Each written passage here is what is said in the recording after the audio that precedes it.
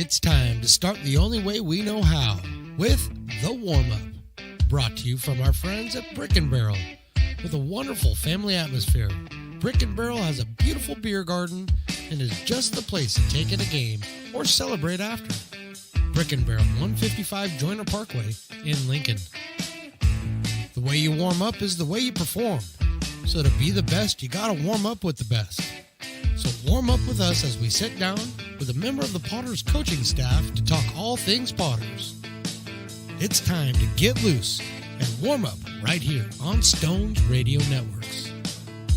Welcome into the warm-up. Mark the Phantom Low here, and we have a one-time member of the Potters coaching staff, Mr. Stones McCoy. And Stones, let's start there. Are there any talks? Are there any discussions, any kind of negotiations underway to get you back out in the coaching box this year? Currently, no. No. Nope. And is any explanation for that, or just? I mean, I'm 2-0. They, That's true. Oh, that's a the great organization understands how important it is for longevity, right, to stay at the top. Okay. And they're retiring me while I'm at the top. 2-0. I mean, you can't be beat. That's a great idea on their part. On their part, not mine. On their part. Yeah. So the last time I saw you was 2 days ago, and you were wandering around stunned because of that incredible 4th of July that we had out here. Yeah. First of all, give me your overall impressions the whole night. Just 4th of July is special to Lincoln fans, and this one was no exception. Yeah, I read an article in the paper. I believe Jordan Gajorgeson actually may have wrote part of it or the whole thing. I don't know, but he summed it up really, really well. This is the heart of Lincoln. The 4th of July is the beating heart of Lincoln, and everybody shows up to it. Yep. And everybody showed up on Tuesday night. It was fantastic. This entire park, from end to end, every square inch of this place was covered with people. I mean, I don't know if you could put a number on it, but it's 6,000 people. Incredible. It's just crazy. As far as the game itself, we lost the game. Yeah, I felt really bad about that after it. But thinking back over it, it kind of epitomized the Lincoln Potters. I mean, they went ahead early, fell behind big, in the middle of the game, chipped away, and at the end they had a chance. And I don't think, if you're going to lose a 4th of July game, that's the way to do it, because the excitement, the crowd was really into it at the end of that ball game. Absolutely. It was a great game. It really was. I mean, it's not the way you would write it up as far as a great game is concerned, but the back and forth nature of that game was really, really nice to see. Potters, like we talk about all the time, scratch and claw and getting back into these things, dropped a tough one. They really found out a lot about this Admirals team, though. So I think they did, yeah. And it was a big game. And tonight's a big game, too, because after tonight, the Potters go up to Medford and they take on the Rogues for 3. Obviously, that's a non-league action. Yeah. And then they have the week of the exhibition showcase game, so they don't have a game, I think, until next Friday. Our next home game will be on the 15th, I believe, and that's a Saturday. Next Thursday. Okay, so that's a Saturday. So then there's a lot of time between now and the next game and a lot of time in league, so they need this one to get to 500, so kind of a big game here. It really is. I mean, you want to go into the break feeling good about yourself also. So, you don't want to lose that last game going in, especially when you've lost 1 or 2 in a row and you're falling down in the CCL North standings. But you're not out of it by any stretch of the imagination. So you want to go into this All-Star break feeling good about yourself, putting up a W, maybe, a little bit of a convincing win might help the guys going into that, but it doesn't really matter. It's the W that matters most. You got to regroup, come back in the second half, and really attack it, because the CCL North is no joke. Yeah, and if you want to get a win, I think the right guys on the mound. Cooper Robinson, who's been a CCL North Player of the Week already, and has really turned in a couple of great performances. He's on the mound for the Potters tonight. Yeah, Cooper Robinson is he's really come through for the Potters when they've needed it. A big start tonight. They're going to need at least 3 out of them. This Admirals team, they're fairly deep as far as scrappy, yes. as far as the offense is concerned, and so he's going to have to get 3-4 solid innings out of here and give the Potters a good chance. All right, Stones. Hopefully, we'll be talking after the game when we have the W in hand. That's the warm up. We'll be back with more pregame on the Stones Radio Networks. Lincoln Potters Baseball. Placer County's best-kept secret is back for another exciting summer at historic McBean Stadium. 33 action-packed home games loaded with fun for the whole family. Local beer, wine, and eats. Fireworks, giveaways, theme nights, kids zone, and more. Come join in the fun and enjoy small-town baseball with Major League Entertainment. Tickets on sale now at LincolnPotters.com. Lincoln Potters Baseball. Come on out and join in the fun. Here's a quick look back at Potter seasons past. 3, Hit high, hit deep, hit out of the park. If it's fair, it is fair. Forget about that one. Justin Olson got a hold of another one, and nobody gets a hold of him like Justin Olson. 2-run home run Potters lead this one 5-3.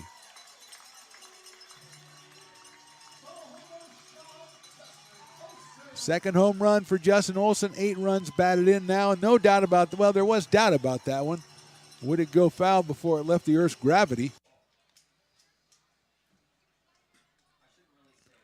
1 ball and no strikes. Now, I'm sure the Potters fans will say, well, wait a minute, what about that breaking ball that should have been a strike? That was hit sharply down the third baseline. Backhand by Ferry. He has to pick it up and throw it on a hop to first. I think he got him. He did. What a play by Trey Ferry behind third base, almost on the outfield grass. Kind of bobbled it, had to get it back, threw it on a hop across the diamond. Justin Olson scoops it up comfortably over the fence out there. Here's the 3-1 on Olson. Swings and hits it high and deep to right field. Nobody, that's not 5 feet over. That's not 10 feet. That's way out of here. Justin Olson, number 3, and the Potters have tied it up at 1.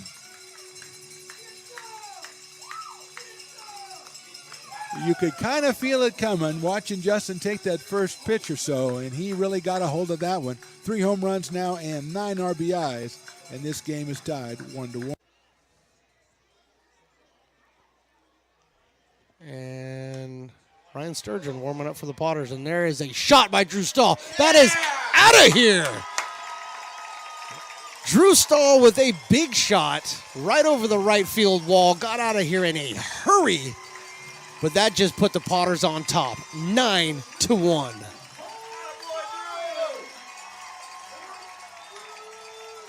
This one is long gone, high into the night, and Justin Olson puts a charge into that one. Home run for Justin Olson, and that makes this game a little closer at 9-4.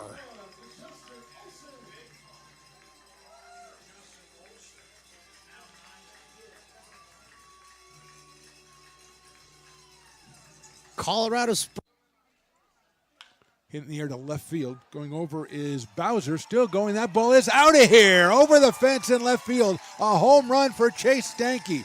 Reached down and lifted that one to left field, and the Potters have a 2-1 lead.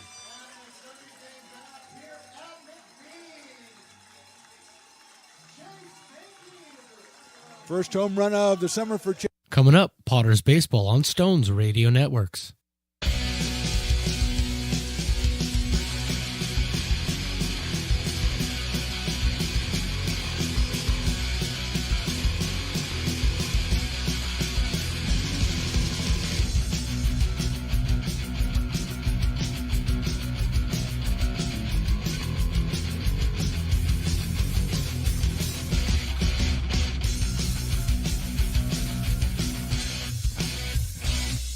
Here's a quick look back at Potter seasons past.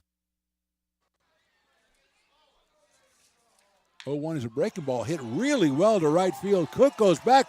Forget about that one. Reese Ragatz comes through. A big 3-run home run. Ragatz doing it for the Potters finally, and the Potters lead this one 15-11.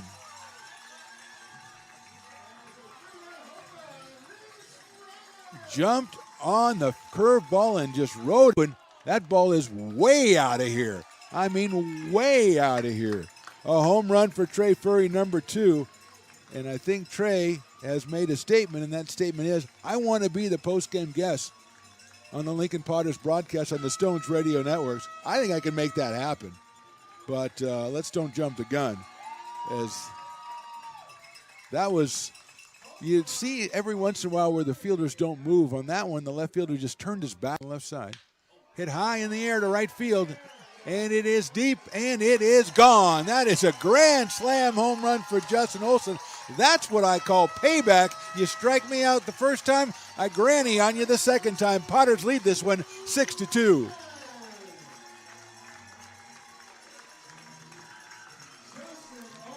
That's the way to endear yourself to the Potters, ladies and gentlemen. Coming in 2 on Pruitt. Hit high and deep to left field. Forget about that one. Forget about that one.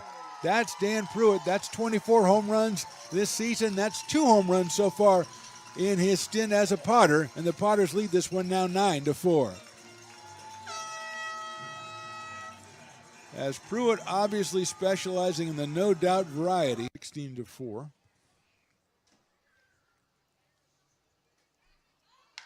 Hit well to left field.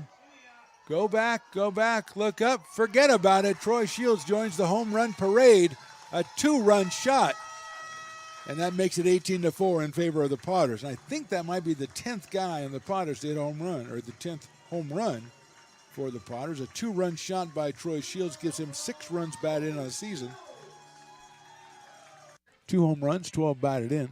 That's hit high in the air to left field. Gaspar's going back, still going back. He reaches up, and that one is out of here. A 2-run home run for Brandon Motherall, and this game is tied at 3-3.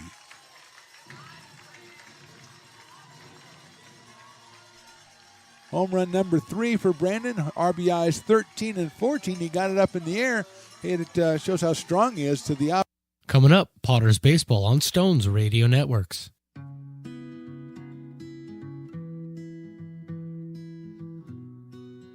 Lincoln Area Archives Museum is the official partner of the Potters' 100th anniversary season. The museum is located just around the corner in Bierman Plaza in the center of the Old Historic District. Plan your visit and learn about early Lincoln history.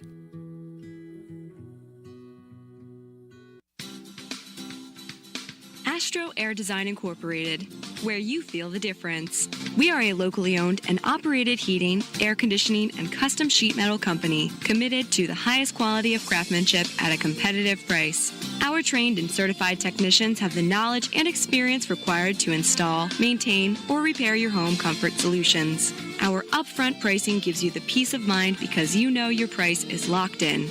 Call Astro Air Design Incorporated today. Nothing. Hit down and up in the air to left field. Going back is Allen. Still going back. He runs out of room. That ball's out of here. Peyton Brennan did it again. So, I don't know. Again, it's Texas, so you don't really know. That's hit out to center field. Short center field. Jansen's coming in. He falls down, gets up, makes the catch. And then he's going to throw. It's going to come to third. Chamiso cuts it off. The tag is applied, and I think they got him at third base. They did. And I do believe the run is scored. We'll double check and make sure. High fly ball right field. Going back. Forget about it. A pinch hit home run for Luke Lavin.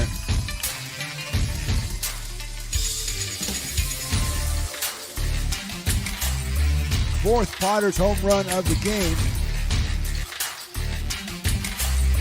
2 balls and 1 strike. Gaston comes down the line at the third. That's it sharply down the line at third. What a play by Furry. Gets up, throws it across the diamond on a hop to first. What a play by Trey Furry. The runner could not advance. Off first a little bit. Here's the 1-1. Line drive left field. Garrity's going back. He's still going back. Reaches up. And he can't. He got it. The throw comes in. First base relay, double play. Garrity with an unbelievable catch that no one, including me, thought he caught because he was flying away.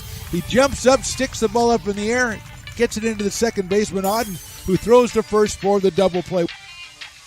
Potters fans, hello and welcome to McBean Stadium in Lincoln, California for another exciting night of Lincoln Potters baseball. I'm Mark the Phantom Lowe along with my partner, the great Stones McCoy, and Riley the engineer. And tonight the Potters continue CCL play with the second of 2 games this week against the Bay Area Admirals. The Admirals pulled out a 7-6 win on Tuesday in a game the Potters first led 2-0, then trailed 7-2, chipped away throughout, and ultimately fell short with the tying run on third base as the game ended. The loss dropped Lincoln under 500 in league play at 9-10. Manager John Peters sending right-hander Cooper Robinson to the mound tonight looking for the mini-series split. The Folsom right-hander has been excellent for the Potters this summer, including a selection as CCL North Player of the Week. Potters need the W. We'll have it all for you right after this short break on the Stones Radio Networks. Have you ever wondered, what is CMN? I thought so. Let me help. CMN stands for Children's Miracle Network, a non-profit organization that raises money for children's hospitals. Locally, UC Davis Children's Hospital is your CMN hospital, the only one in our area. It is a nationally ranked comprehensive children's hospital that provides the highest quality of care to pediatric patients like me. How is this level of care possible? With help from CMN donations. CMN teamed with corporate partners and community donors to fundraise for things like equipment, research, and patient care. All money raised locally during campaigns like this stays local to support children treated at UC Davis Children's Hospital. Sick and injured kids can't wait to get the care they need. And thanks to generous donors, partners, and fundraisers like you, we don't have to. Please give wherever you see the Miracle Balloon, and thank you for supporting CMN at UC Davis.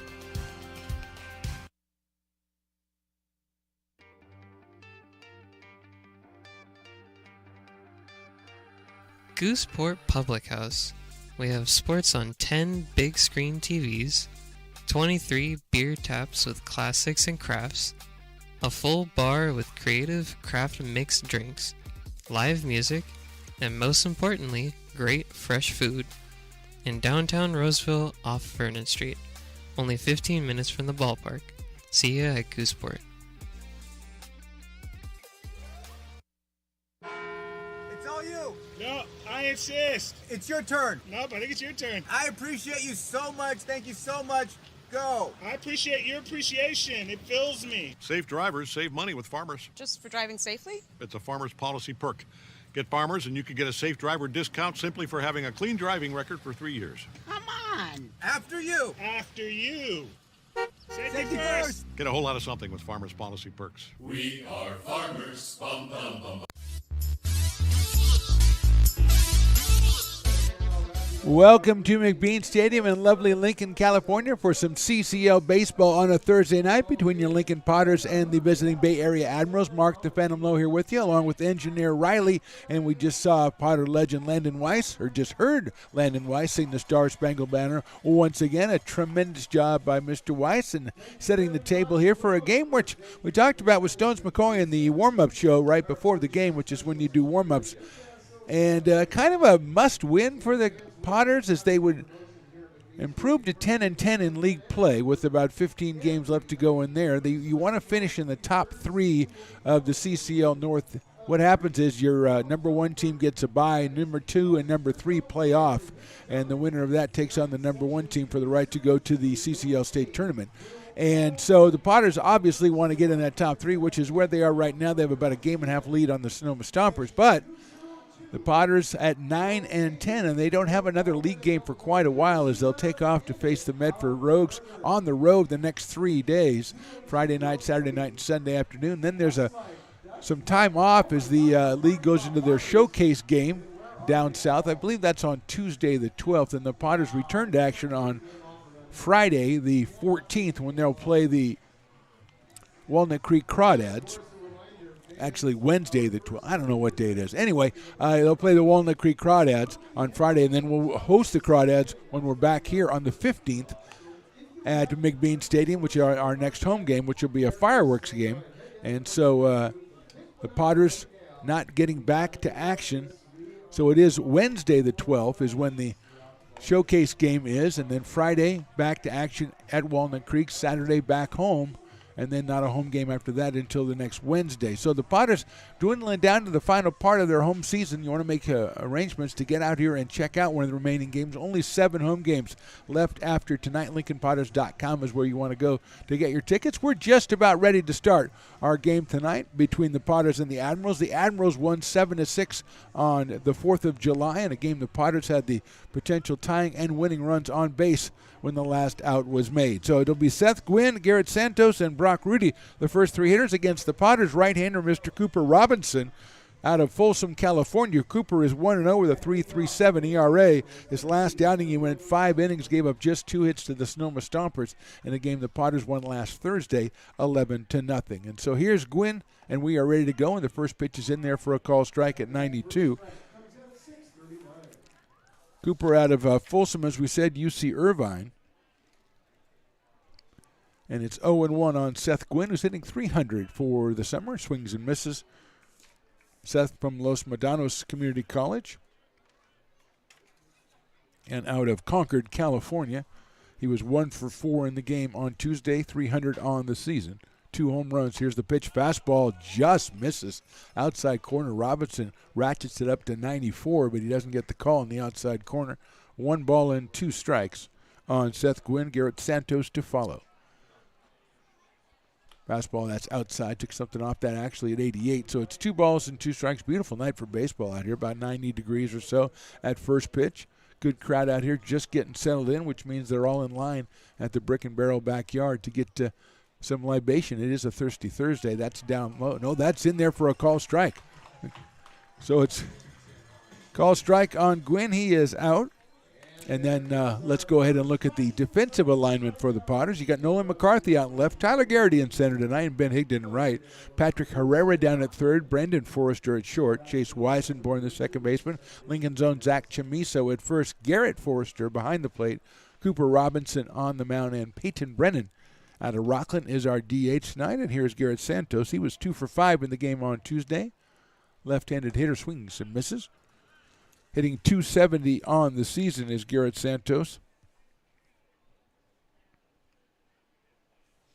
Comes out of Gilroy, California, Cal State Monterey Bay. Left-handed hitter. Swing and a miss, 94 again from Cooper Robinson. One of 2 Potters, I believe the other is Peyton Stumbo, to be the CCL North Player of the Week so far this season. Stumbo no longer with the team. He was tremendous while he was here. That's fouled back to the screen by Garrett Santos. Brock Rudy, former Potter who really hurt the team on Tuesday. He helped the team when he was on it, but he sure hurt it when he wasn't on it. He was 3 for 5 with a home run in that game.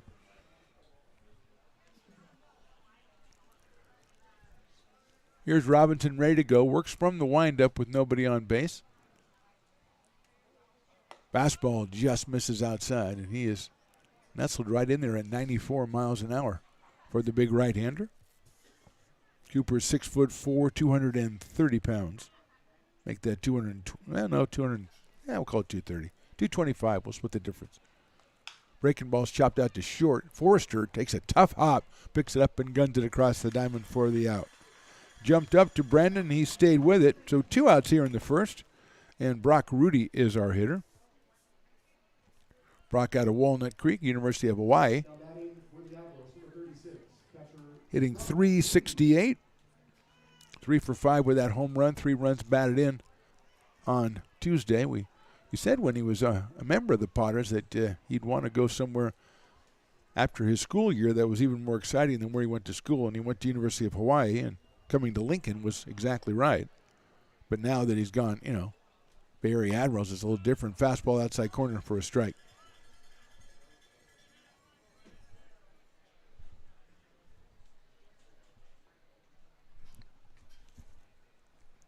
Oh and 1. Willie Preston is a scamp, ladies and gentlemen. I think he's going to do it. Swinging and miss a high fastball at 93, 0-2. That's crazy, Willie. You're the best in the business, so you're the only one that could get away with it. If you do it, I think it'd be funny. I hope. 0-2. So Robinson, nice looking fastball outside. So he sets up like he's going to take a windup, and then he goes into the stretch. Kind of a weird look for Cooper, but it's worked so far as he's 1-2 on Brock Rudy.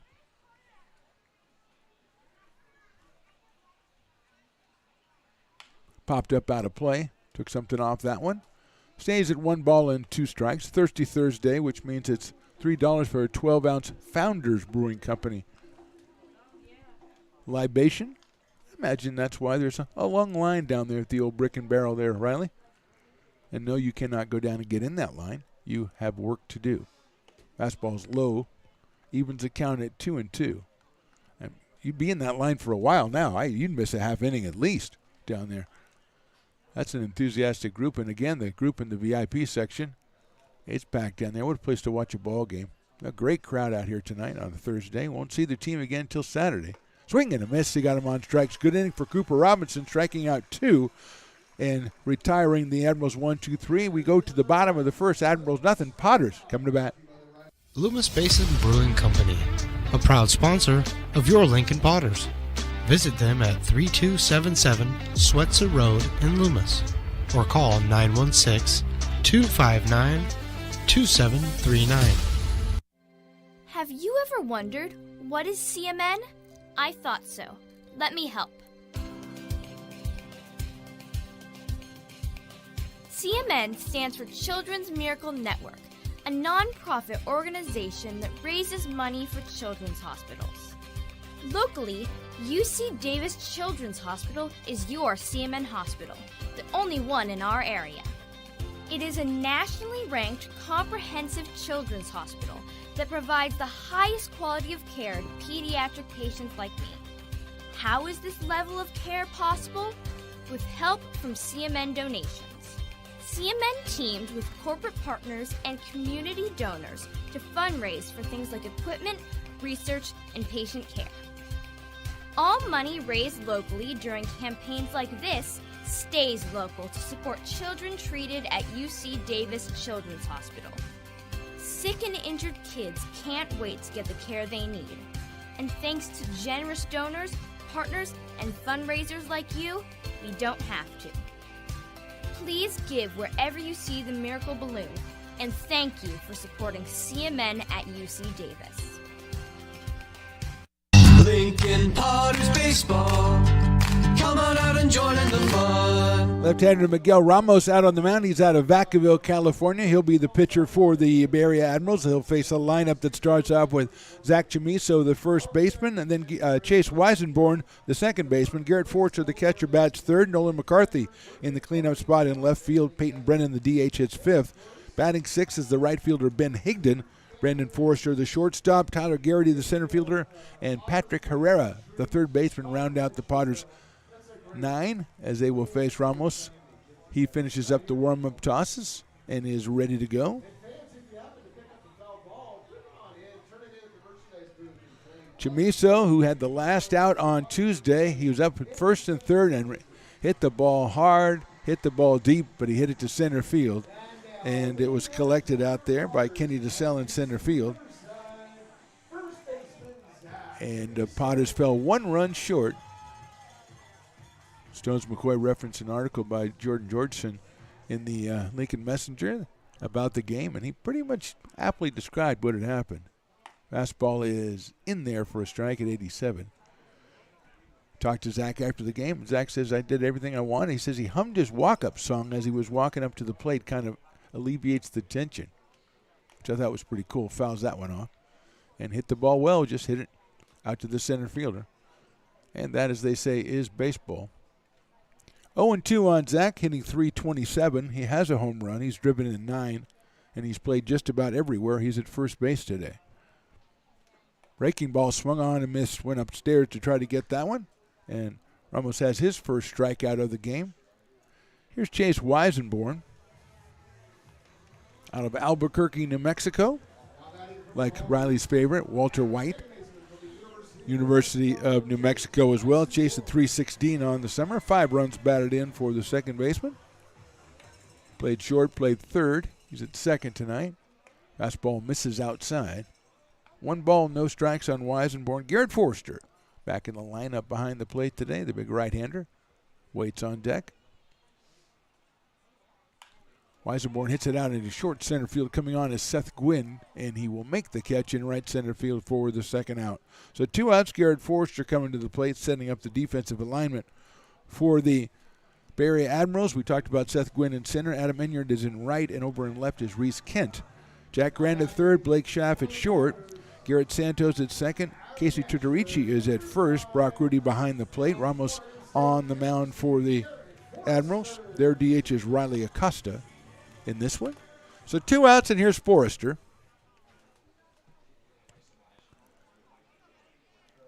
Garrett already has a grand slam this summer. Breaking ball is in there for a strike. 0-1. So Ramos looking impressive, as did Robinson here in the first inning.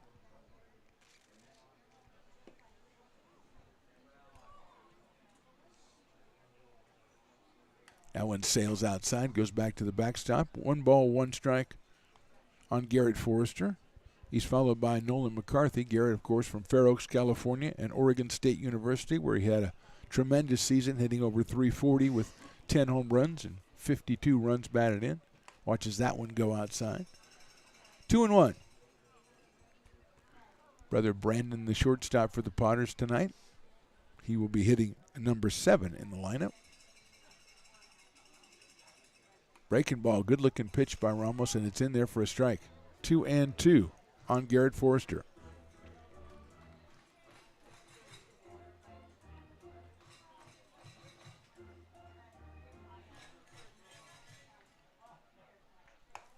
That's outside for a ball. This is Ramos' 7th game of the season, his 4th start. 12 innings, 9 hits so far. Struck out 18 and walked 16. So high walk, high strikeout. That's down low for a ball. So Forrester gets the base on balls. He's the first base runner of our ball game, and it'll bring up Nolan McCarthy, who hit a 2-run home run in the first inning in his first game of the season back on Tuesday. Ended up going 2 for 5 in that game. Drove in 3. So McCarthy steps in with 2 outs.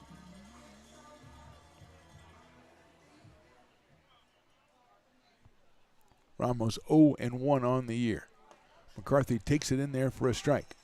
At 86 miles an hour, 0-1 on Nolan McCarthy. Peyton Brennan, the number 5 hitter to follow.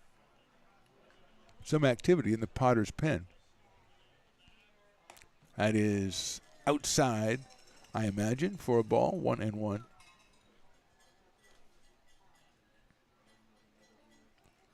So a lot of strikeouts and a lot of walks so far for Ramos. McCarthy takes high for a ball, 2-1. Nolan out of Kalamazoo, Michigan. University of Kentucky. Kalamazoo, home of the Growlers. That one's in the dirt. It's going to get away, and going down to second base will be Garrett Forrester.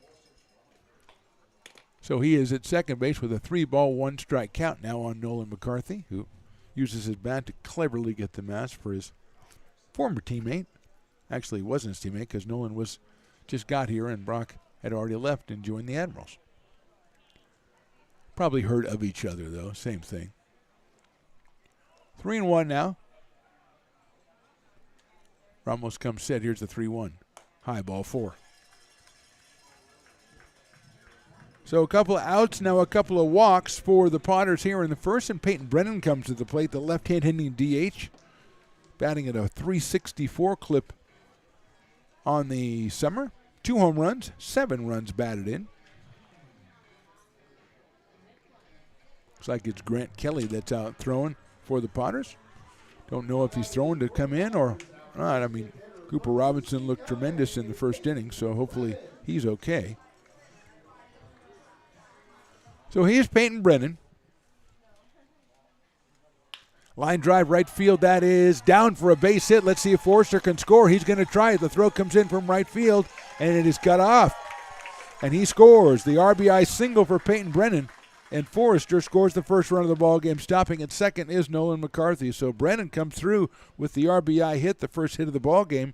His 8th run batted in. The Potters jump up on top, as they did on Tuesday, 1-0.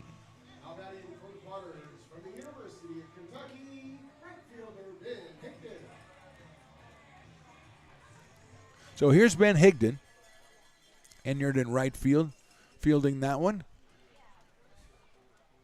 Higdon takes in the dirt. Brock Rudy with a very good block to keep that one from going back to the back stump. So the Potters, a strikeout and a fly out, then a walk to Forrester, a walk to McCarthy, and a single by Brennan.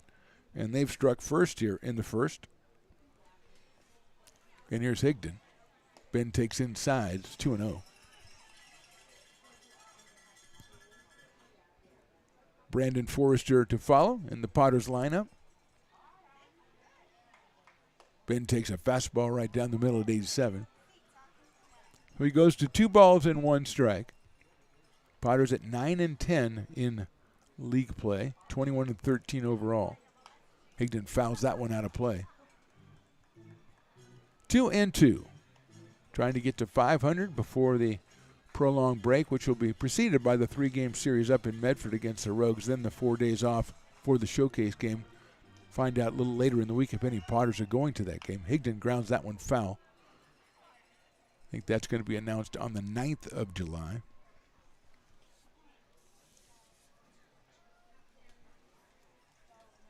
So 2-2 on Ben, 250, 3 home runs. High fastball, 3-2. 9 runs batted in for Ben out of Paducah, Kentucky, and the University of Kentucky. 6'3" left-handed hitter. Playing out in right field today for the Potters.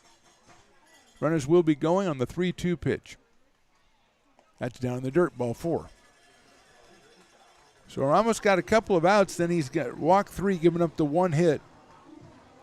Has loaded the bases, and here's Brandon Forrester, right-handing shortstop.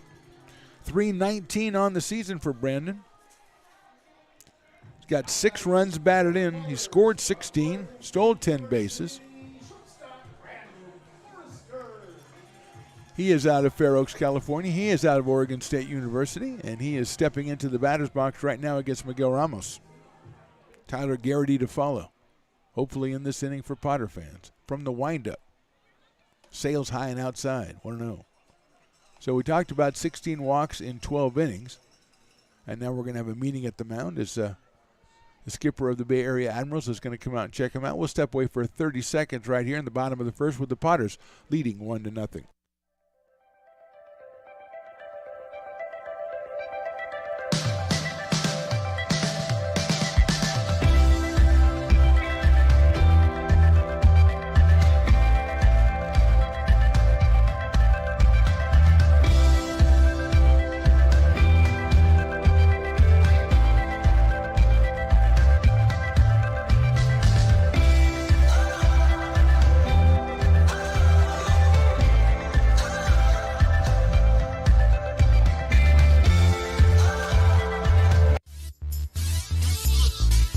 And the meeting is over, ready to come back to the action with a 1-ball, no strike count on Forrester. That's hit down the first base line. That's a fair ball. It'll go all the way into the corner. Here comes the first run. The second run coming all the way around is Ben Higdon. He's going to the plate. The throw from the second baseman. He slides outside. He is out at the plate. So Higdon is retired on the throw from the second baseman, but 2-run score on the double by Forrester. The Potters put up 3 in the inning. We go to the second. The Potters lead this one 3-0. It begins on the farm, where hard work breeds motivation.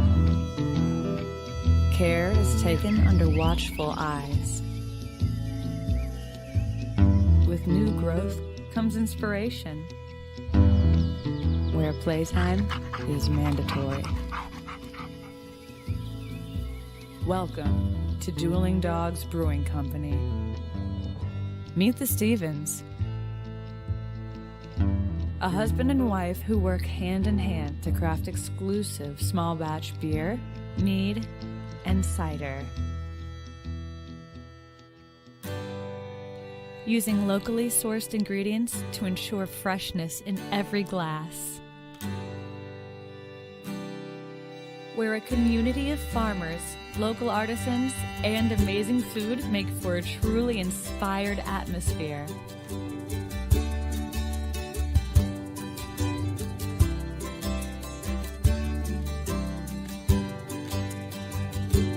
At the end of the day, we know the value of hard work.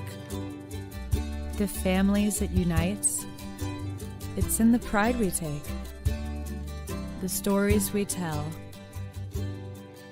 and the best friends who are cherished. Dueling Dogs Brewing Company. Lincoln Potters Baseball. Come on out and join in the fun. Exciting end to the bottom of the first with Forrester delivering the 2-run double and then Higdon being thrown out at the plate. And we'll start off in the top of the second with former Potter great Jack Grant out of Danville, California. And Willie's doing it. He's making him the Dueling Dog Beer Batter of the Night. He's doing it with love. I want you to know that, people down in Danville or the University of Arizona. We love our Jack Grant. But you got to give it to him when he comes back with another team. You got to give him a little bit. Plus, he was 2 hits on us the other night. You got to come back at him. So Jack is 0-1, hitting .231 on the season.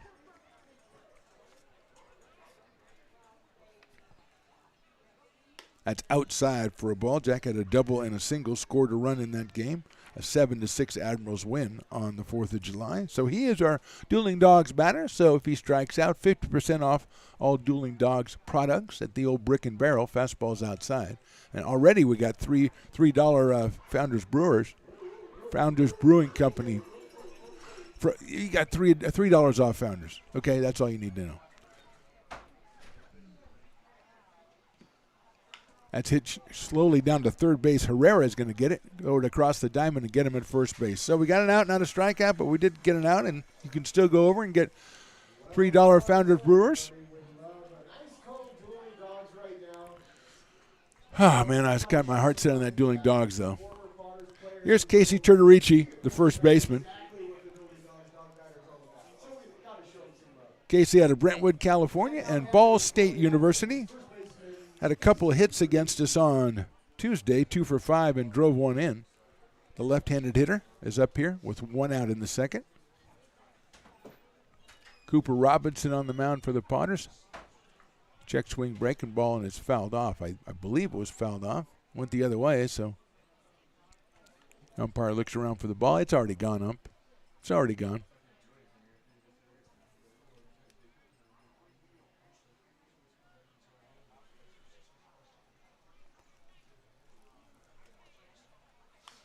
That's hit up in the air, foul. Back to the screen. So it's 0-2 quickly on Turtorici. He's followed by Riley Acosta, who's the DH tonight for the Admirals. Well, he's calling for the cowbell. He's calling for it early. He's a little disappointed that his goat batter didn't, or his Dueling Dogs batter didn't come through for him, because he was pretty proud of himself. Popped up out of play to our left. Stays 0-2 on Turtorici. Riley still, I'm sorry, man. You can't go down and get in the Brick and Barrel. The line's too long. Piper's even in line down there. He's probably holding a spot for somebody else. I don't think Piper imbibes. He just had a birthday, though. It could have been his 21st. I don't know. That's chopped out towards second. A big hop out there for Chase Weisenborn, who throws it over to Chamiso for the second out. So a couple of grounders from Robinson. Outs number 1 and 2 here in the second inning, and brings up Riley Acosta, the DH. Rally at 231 on the season.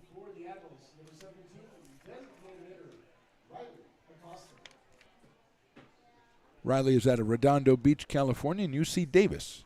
Right-handed hitter against the right-hander Cooper Robinson. Reese Kent to follow if Riley gets something started for the Admirals here in the second inning.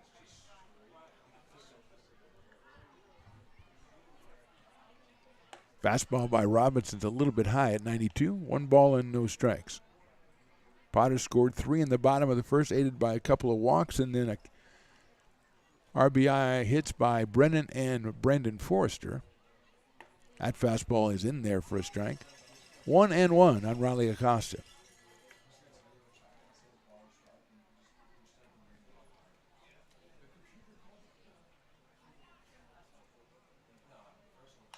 That's popped up out of play. 1-2. Thanks to everybody who came out on Tuesday and packed the place for the 4th of July. Thanks to everybody who checked us out on the YouTube's record viewership from Tuesday night. I know part of that was to stay and watch the fireworks, but still, thanks for checking us out on the YouTube. Breaking balls hit hop high in the air, short center field. Coming on is Garrity. Tyler is back to it and makes the catch for the third out. So an easy inning for Cooper Robinson. 1-2-3. We go to the bottom of the second, and the Potters have the 3-0 lead.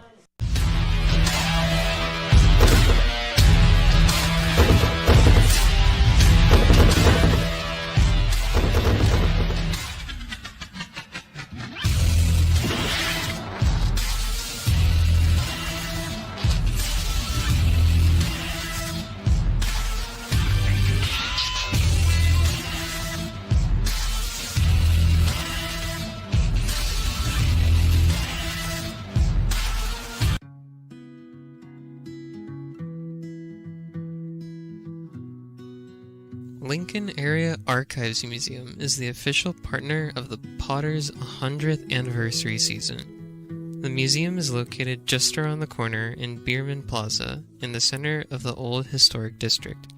Plan your visit and learn about early Lincoln history. The mouth-watering Big Mac with a savory filet-o-fish. and a tasty McChicken. My goodness, that looks good. Oh, you're making a McDonald's menu hack. Yes, a land, air, and sea. Oh, it's going to tip over. No, it's good. It's good. Very stable. Order the land, air, and sea by name. Build it by hand. Lincoln Potters Baseball. Come on out and join in the fun. Well, let that be a lesson to you, Riley the engineer. You do not count your races before they're won if you're a peacock, because Piper had victory, the second victory in the past couple of weeks, within his grasp. He stopped right at the right-handed batter's batting box and kind of started to pose for the crowd, flex for the crowd. He was dancing for the crowd, kind of like doing a little bit of dancing in place there, a little rock and roll, and was passed by like three contestants. He didn't even place. He didn't even get a bronze. He's dancing out there for a title. He came in fourth. I hope that's a lesson to you, Piper. I know, as we said, you just had a birthday. You're supposed to be more mature. Probably went straight out to the beer line. Let's which is still long. Riley, I'm sorry. I know you want to go down there and check things out, but you can't.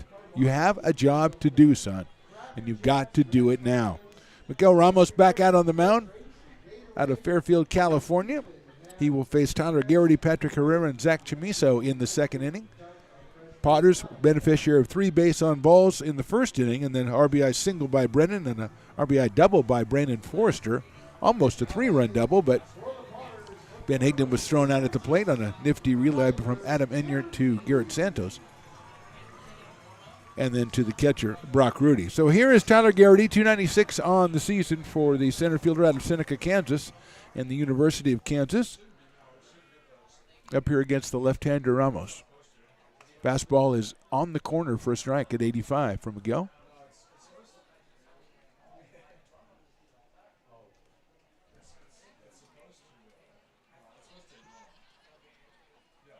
It's fouled out of play by Garrity. So quickly 0-2 on Tyler. Out in center field for the Potters tonight. Potters wearing their Expo blue, I call it, powder blue with the orange, in which I am also wearing my powder blue with the orange. Breaking ball outside, which even though they told me every Thursday they wear those, I still haven't figured it out yet. And today I finally figured out, well, if I wear it on Thursday, they'll probably, and it worked out that way. I know, crazy. Another breaking ball is high, 2-2. Riley says if I went down in the dugout, they might think I was a coach. And that's the nicest thing anyone's ever said to me. He didn't say I would be a player because, let's not get crazy. Now, the great Stones McCoy obviously also was a coach, and I think I look just as good in mine as he did in his. Hit foul back to the screen by Tyler Garrity. It stays 2-2. Maybe that's wishful thinking. But Stones had the thing where he bent over and put his hands on his knees. He was good at that. That was a beautiful first base coaching move. I do not know that I could, although I bend over a lot because my back hurts all the time. Outside for a ball, I don't think I could pull that off for an entire 9 innings. See if I can work on it. Yeah, I could work on it. It's not there yet, but maybe he'll give me some tips. That's a check swing. It's going to go out toward shortstop. Nice play by Ramos to cut it off, throw him out at first base, because if it gets past him, I think Garrity beats it out, but he bounces off the mound, turns and throws him out at first base for the first out here in the second, and that will bring up Patrick Herrera, the third baseman, coming to us from Mesa, Arizona, and also the University of Kentucky. Patrick Herrera hitting a nifty .333 on the summer with 3 runs batted in. He faces Ramos with 1 out here in the second. That one's in the dirt. About 58 feet, I'd say, so it's 1 ball and no strikes. Herrera followed by the top of the order. That's Zach of all trades, Zach Chamiso.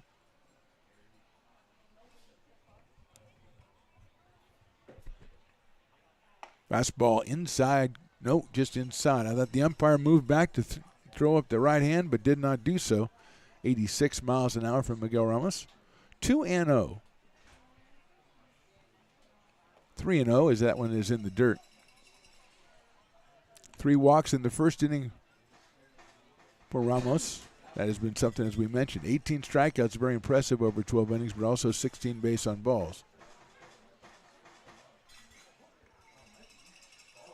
High, ball 4. So Herrera's on at first base, and here's Zach Chamiso. Left-hand hitting first baseman, came in at 327, struck out in the bottom of the first to open the game for the Potters. Has a home run, is driven in 9 out of Lincoln High, a Fighting Zebra to the core. A Sierra College Wolverine the past 2 years, including this year when they went to the state championship Final Four. And he settles in here, facing Ramos for the second time, lefty against lefty with Herrera at first base. Chamiso takes high for a ball. Almost 40 pitches for Ramos, closing in on 40 here.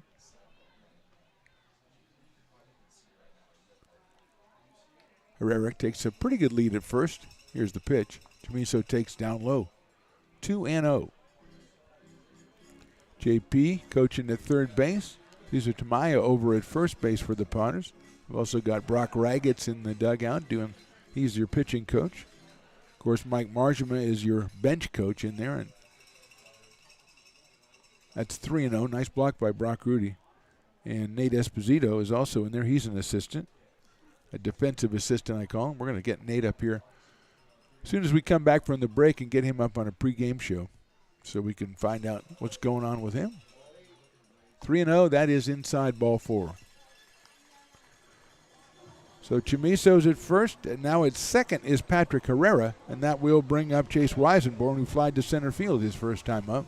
And now we've got activity, a right-hander for the Admirals, beginning to loosen up as Ramos has hit 41 pitches. That was his 5th walk of the game. Weisenborn 316 on the season. That is inside for a ball, 1-0. Garrett Santos is trying to keep the runner close at second base. That is Herrera out there, leaving a little bit of more of a hole on the right side there for Weisenborn. That one is just a little outside. 2-0 on Chase Weisenborn. 5 runs batted in on the season for Chase. That one is in there for a call strike at 86. 2-1 to Chase Weisenborn. 2 on, 1 out here in the second. Potters lead at 3-0. Weisenborn hits a line drive over shortstop. That's down in left field for a base hit. They're going to hold the runner at third as the throw comes in a little bit off line, but Herrera stops at third with just 1 out. And Garrett Forrester coming to the plate. Had to wait and see if it was going to drop in front of Kent in left field, and he made a strong throw, a little bit off line, but a strong throw. So the bases are loaded. That's the 3rd hit for the Potters, the first for Chase Weisenborn.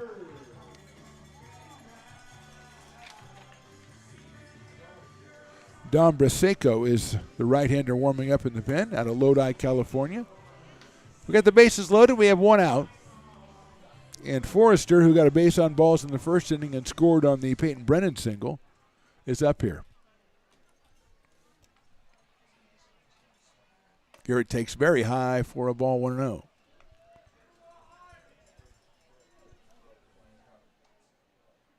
So Braseco loosening up in the pen for the Barry Admirals. Here's the 1-0. Garrett takes high again. Brock Rudy was thinking about throwing behind the runner at first base, but lost the handle.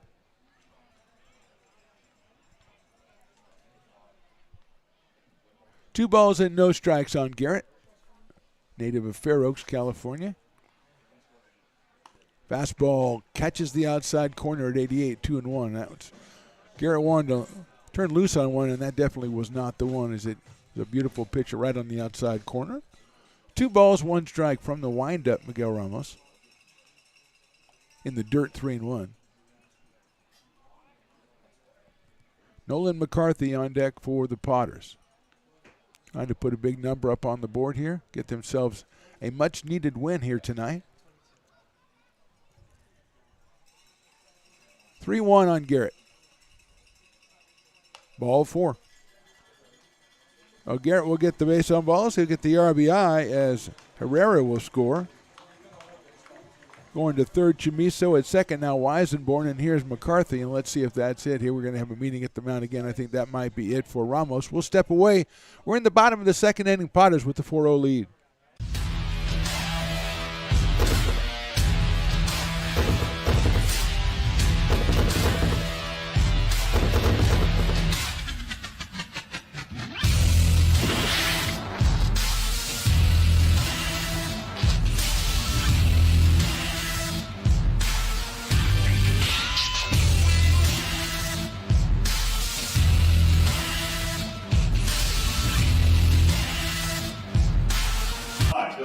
President of the Placer County Association of Realtors. We're in the store, our conference facilities, an amazing team that helps keep together an amazing organization. And we thank them all.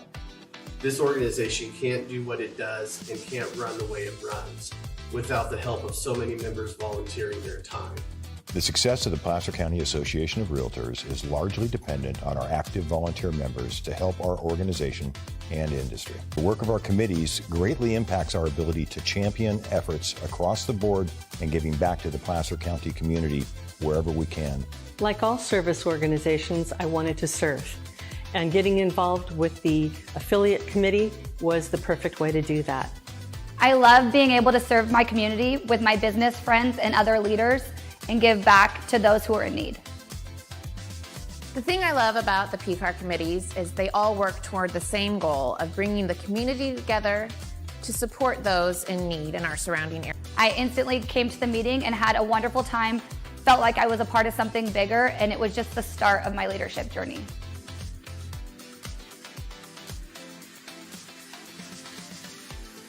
Old Town Pizza, a proud sponsor of your Potters baseball, will deliver you a slice that you won't soon forget. Come see why they've been voted the best of the best 12 straight years. Visit otpizza.net to get yours today. But don't take it from me. I think Old Town Pizza should be expanded through the state or even through the country because it's so delicious.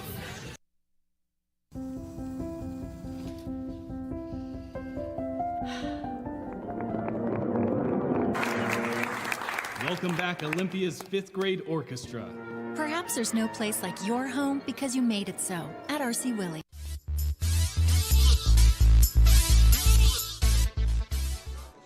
Don Braseco, the new pitcher for the Bay Area Admirals. He's out of Lodi, California, and San Joaquin Delta Community College. He will come in here to a bases-loaded situation, and Nolan McCarthy at the plate. McCarthy walked his first time up. One out here in the second. The Potters with the 4-0 lead. And here's McCarthy. Fouled away, 87 from Braseco, and Nolan was waiting for the fastball, and he got it, but he didn't do what he wanted to with it. And it's 0-1 on Nolan McCarthy out of Kalamazoo, Michigan, and the University of Kentucky.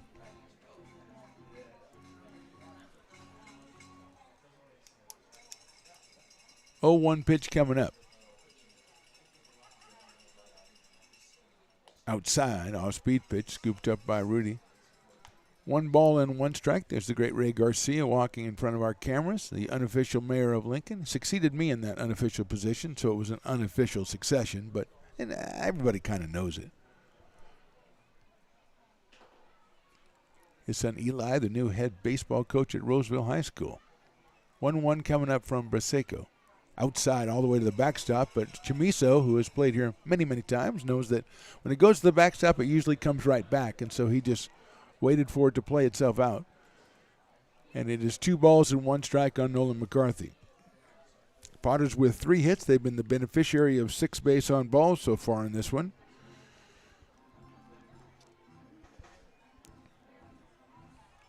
And now McCarthy, 2 balls and 1 strike.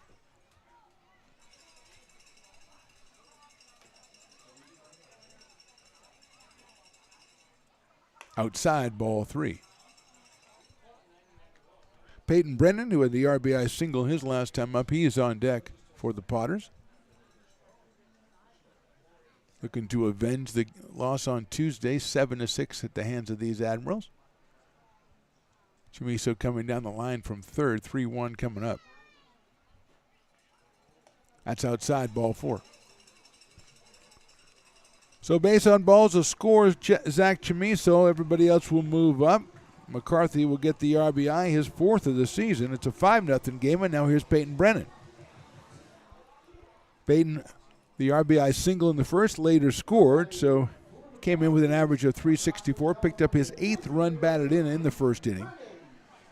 Left-handed hitter out of Rockland and University of California at Los Angeles. Steps in here.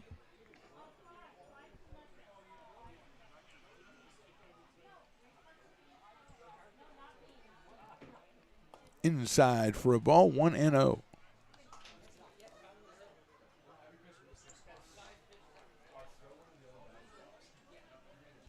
Admirals won the game against the Potters on Tuesday, then went and played Healdsburg yesterday, lost that one 9-5 in a game they were only able to muster 2 hits against the Prune Packers. As I think my laundry's done or else my order's up.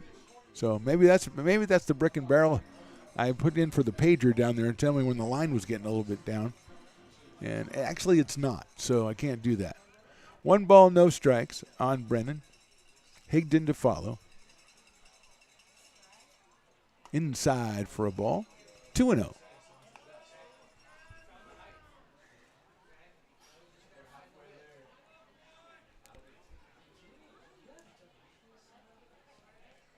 On Peyton Brennan.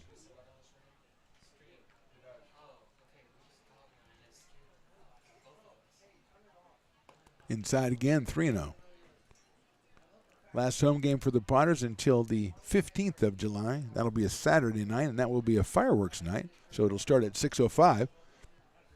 Get your tickets at LincolnPotters.com and come out and enjoy the fun, as the jingle says. We'll have it, of course, for you here on the Stones Radio Networks and Lincoln Potters YouTube channels. 3-0 coming up to Brennan. Peyton takes down low for a ball. That means Weisenborn will score. Everybody else will move up 1. It's an RBI for Brennan, his 2nd of the night. And here's Ben Higdon.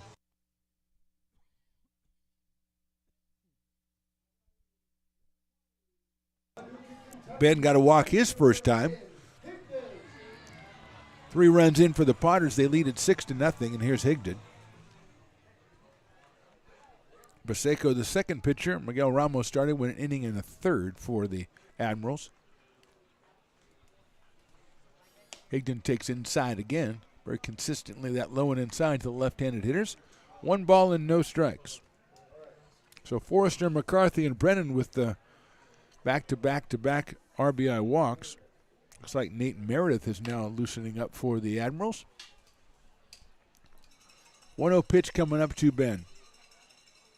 That one is outside for a ball. Brock Rudy holds it there. Usually when you've thrown as many balls as they have this inning, though, they're not going to get the borderline calls. I mean, that's just a fact of umpire life, I think.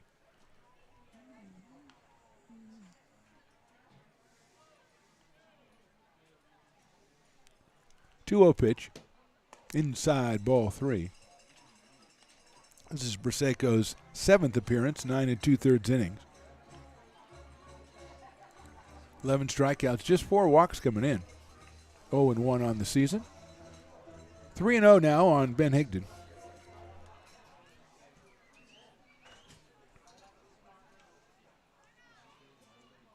That is ball 4. So back-to-back-to-back-to-back RBI walks. Scoring is Forrester. McCarthy and Brennan move up. Potters have scored 4 in the inning at 7-0. And we're going to have another meeting at the mat, and we'll step away again. In the bottom of the second, the Potters with the big lead. It's all you. No, I insist. It's your turn. Nope, I think it's your turn. I appreciate you so much. Thank you so much. Go. I appreciate your appreciation. It fills me. Safe drivers save money with Farmers. Just for driving safely? It's a Farmers policy perk. Get Farmers and you can get a safe driver discount simply for having a clean driving record for 3 years. Come on. After you. After you. Safety first. Get a whole lot of something with Farmers policy perks. We are farmers. Bum, bum, bum, bum. It begins on the farm, where hard work breeds motivation. Care is taken under watchful eyes. With new growth comes inspiration, where playtime is mandatory. Welcome to Dueling Dogs Brewing Company. Meet the Stevens,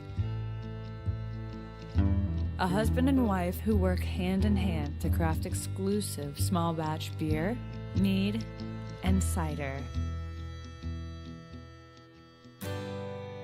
Using locally sourced ingredients to ensure freshness in every glass.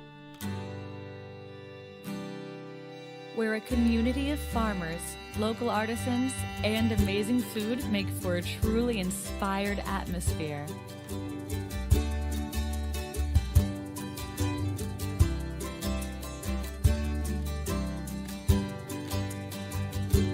At the end of the day, we know the value of hard work.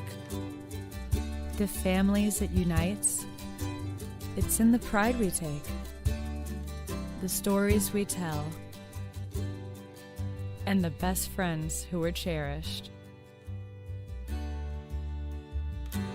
Dueling Dogs Brewing Company.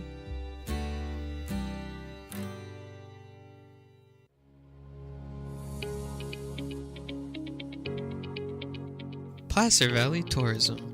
Our mission is to increase the health of the hotel industry through occupancy and average daily rate in Roseville, Rockland, and Lincoln.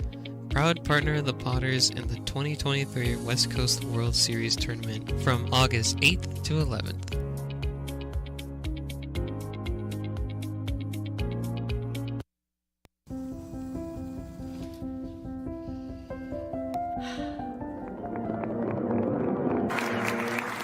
Welcome back, Olympia's 5th grade orchestra. Perhaps there's no place like your home because you made it so at RC Willey.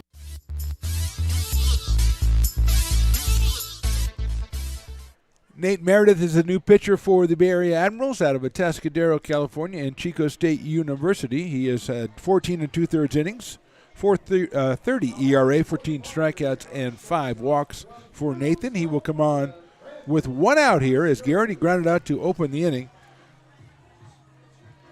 Then 6 walks and a single, and we are here at a 7-0 score, and Brandon Forrester, who had a 2-run double his first time up, at the plate.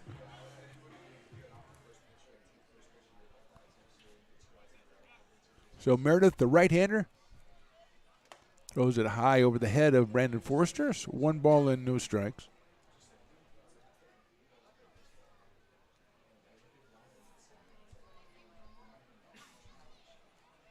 Forrester takes in the dirt, 2-0. 2 balls, no strikes.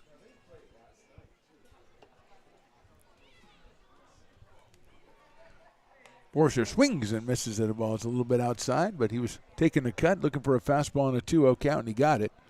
2 balls and 1 strike now on Brandon. Tyler Garrity, who started us off by grounding out, he is on deck. 2 balls, 1 strike. Brandon out of Fair Oaks, California, Oregon State University. That's hit high up in the air on right side. I think it's going to get out of play.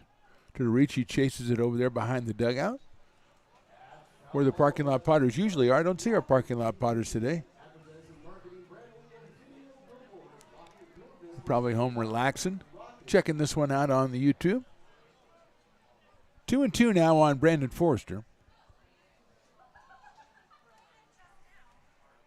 Breaking ball's fouled back to the screen. Staying alive is Mr. Forrester. The RBIs he got back in the first inning. That's number 7 and 8 for Brandon on the season. He's got a couple more chances out there now with the bases loaded and 1 out here in the second. Popped up right side, out of play. So Meredith is coming in around the plate. Forrester continues to foul him off. Slightly open stance from the right side for Brandon. That's in the dirt. Nice block by Brock Rudy. He's been called on to do that a lot tonight, and he's up to the task, and that makes it 3 balls and 2 strikes. Forrester came in with an average of .319 over the summer. He's got a 3-2 pitch coming up.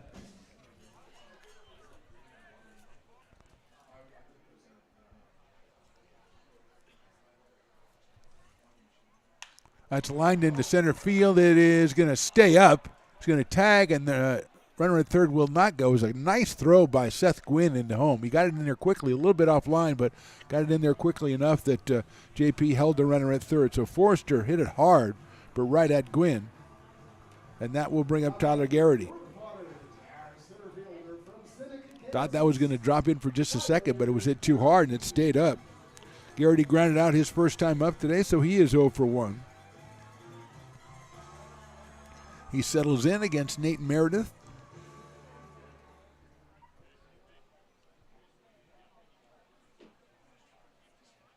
That's inside for a ball. 1-0 on Tyler from Seneca, Kansas. Hitting in the number 8 spot, playing center field for your Lincoln Potters tonight. He fouls that one out of play. So 1 ball and 1 strike to Tyler Garrity. Patrick Herrera, number 9 hitter, is on deck. So the Potters have batted around here.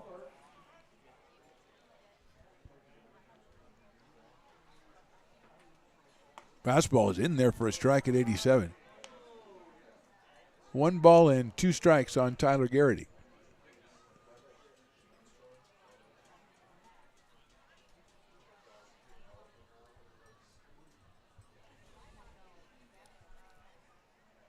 Outside and high. 2-2.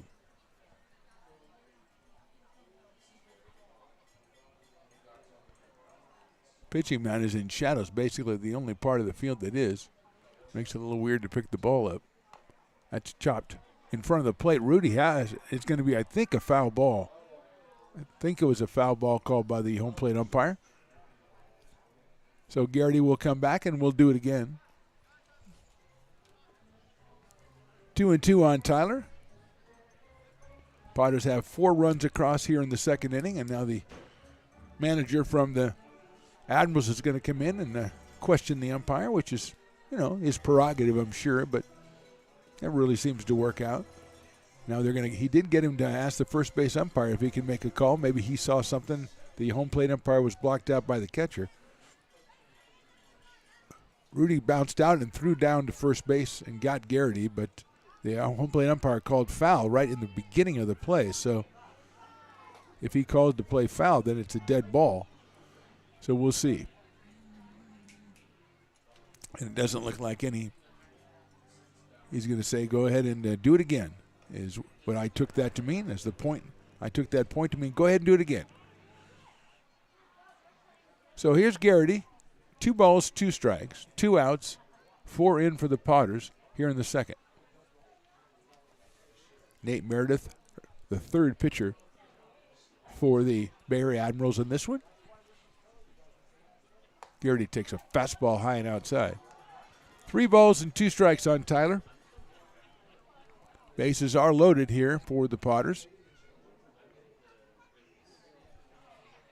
And runners will be going, except for at third. I think he'll take it kind of gingerly coming down the line, Mr. McCarthy. That's fouled over to our right. McCarthy at third, Brennan at second. Over at first is Ben Higdon.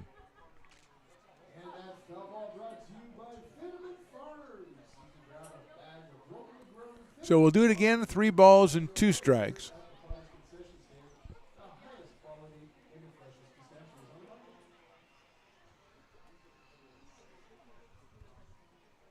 Popped up. That might be on the field of play. Tudorici coming over and can't get it.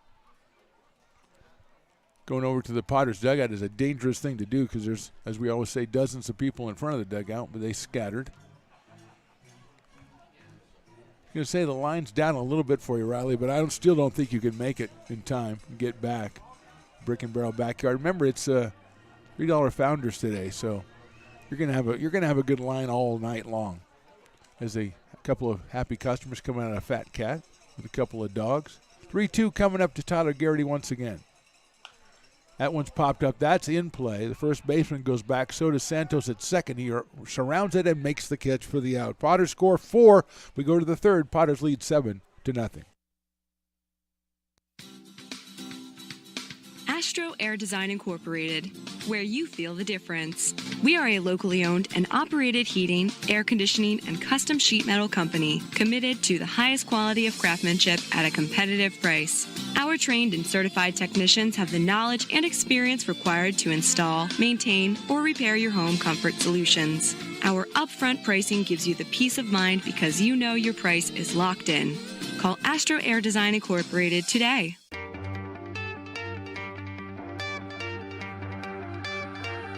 Gooseport Public House. We have sports on 10 big screen TVs, 23 beer taps with classics and crafts, a full bar with creative craft mixed drinks, live music, and most importantly, great fresh food. In downtown Roseville off Vernon Street. Only 15 minutes from the ballpark. See ya at Gooseport.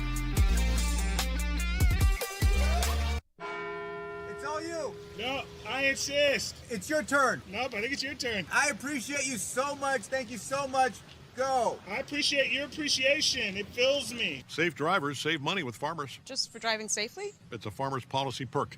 Get Farmers and you can get a safe driver discount simply for having a clean driving record for 3 years. Come on. After you. After you. Safety first. Get a whole lot of something with Farmers policy perks. We are farmers. Bum, bum, bum, bum. Lincoln Potters Baseball. Come on out and join in the fun. Folks, it's a story as old as time. A couple comes to their first Potters game. They get picked to do the axe throwing. They miss. Each of them misses the first 2 throws, and then the female sticks the next 2 and wins it 2-0. Great job. I'm sure that will be no problem with their relationship as she comes out and just blows him away at the axe throwing. And we're back to the top of the third. Reese Kent, Adam Enyard, and Blake Schaff against Cooper Robinson. Fastball in there for a strike. 0-1. It looked like it was going to be just futility the whole time, and then she just nailed her last 2 throws, including, I think, one absolute bullseye. Fastball again, outside corner again, strike again, 0-2. On Reese Kent, out of St. Mary's College and Clovis High School, Clovis, California. 0-2. Fastball high and outside. Reese came on with a pinch hit last night. It was 1 for 1. And the Admirals win 7-6. Then they went to Healdsburg last night. Or Tuesday they won. They went to Healdsburg last night and lost that one 9-5. And they're back in action here tonight. Hit sharply out toward second on a hop. Nice play by Weisenborn to wait it out over to first and gets him by a step at first base. So 1 down here, and Adam Enyard, the right fielder, who was picked up a save in the game last night, pitched the 9th inning. Gave up a couple hits, but got the final out. Chamiso flying out to center field.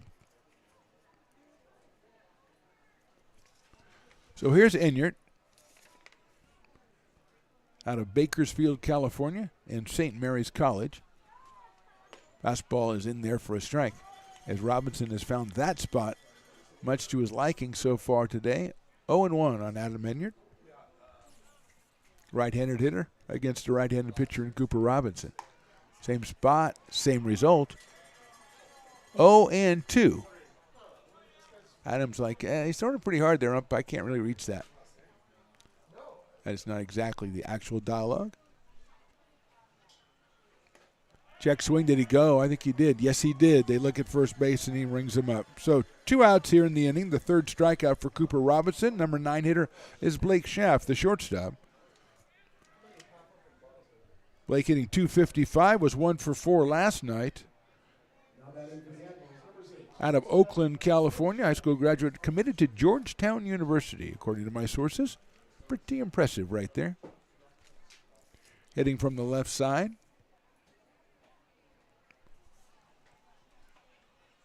First pitch on the corner, the other corner this time, strike 1.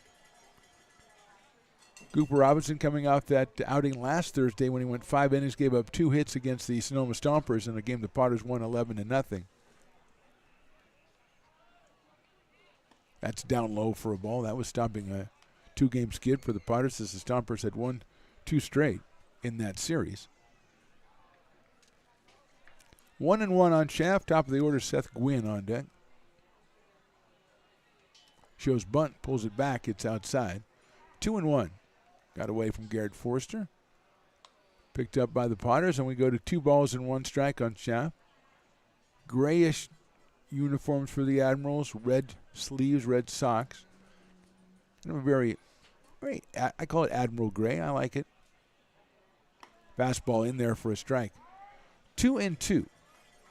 Not an official color, I don't think, but I'm gonna claim it. 2-2 on Blake Schaff.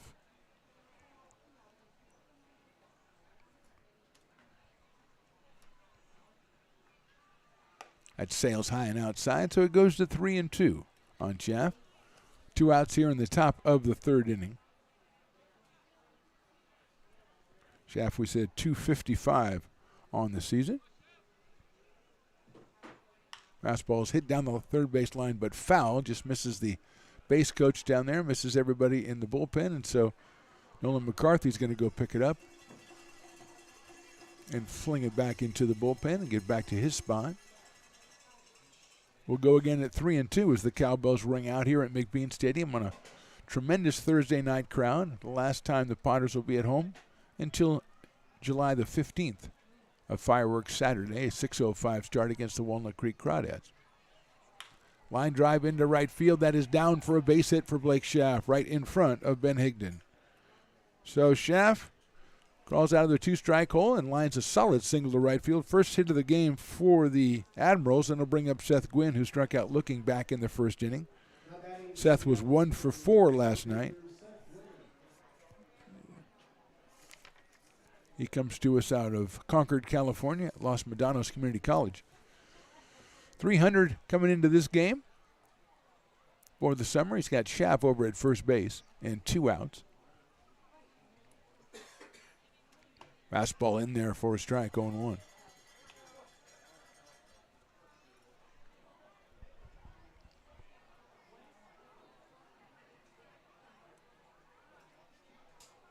Checking the runner at first base. Schaff not really off very far.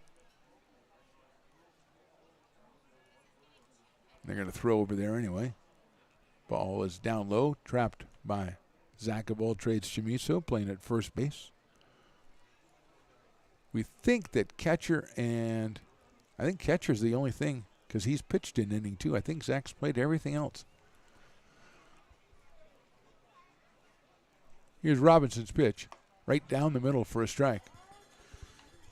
1-2 or 0-2 on Seth Gwynn. Right-hand hitting center fielder. Slightly open stance against Robinson. Schaff off a little bit more over there at first base. That swung on and missed. He got him on strike. So 2 strikeouts in the inning for Cooper Robinson. We go to the bottom of the 3rd, and Potters lead at 7-0.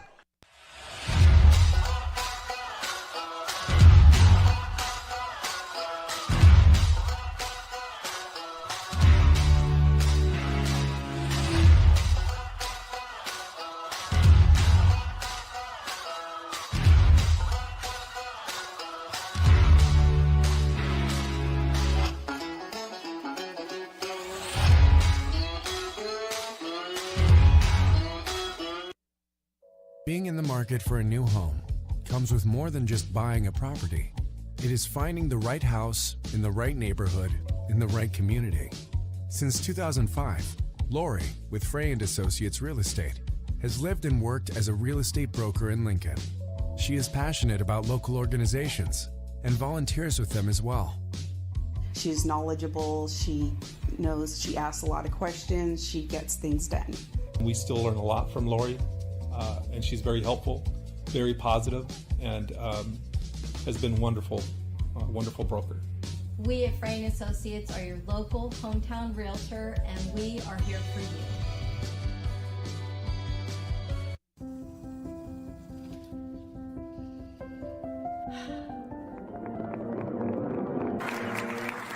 Welcome back, Olympia's 5th grade orchestra. Perhaps there's no place like your home because you made it so at RC Willey. Lincoln Potters Baseball. Come on out and join in the fun. Bottom of the third from McBean Stadium. Nate Meredith still out on the mound for the Admirals. The third pitcher for the Bay Area Admirals in this one. Patrick Herrera, Zach Chamiso, Chase Weisenborn, 9-1-2 to face Meredith, who came on in the second inning, got a line drive out from Forrester, then a pop out from Tyler Garrity, so he did his job.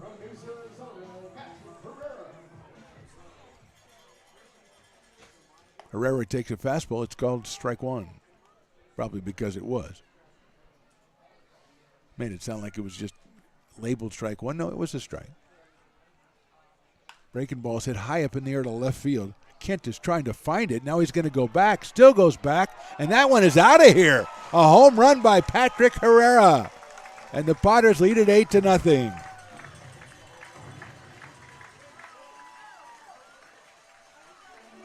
Herrera's first home run of the summer. 4 runs batted in for Patrick as he hit that one high, and it just kept on going out of the University of Kentucky. So the Potters lead it 8-0. Herrera's first of the season. The crowd loves the home run. They give him the little water bath over there, and he's happy to get it. And here's Zach Chamiso. Zach has a home run of his own this summer. 9 runs batted in, .327 for an average. Struck out in the first, walked, and scored in the second.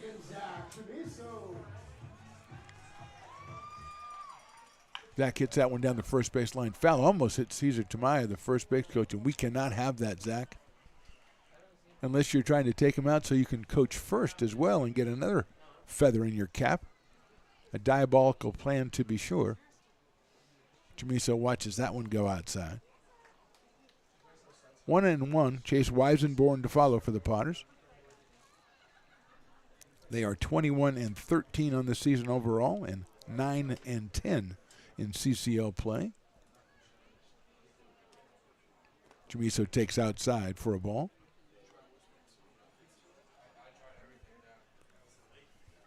Two and one on Zach. High fly ball, right field.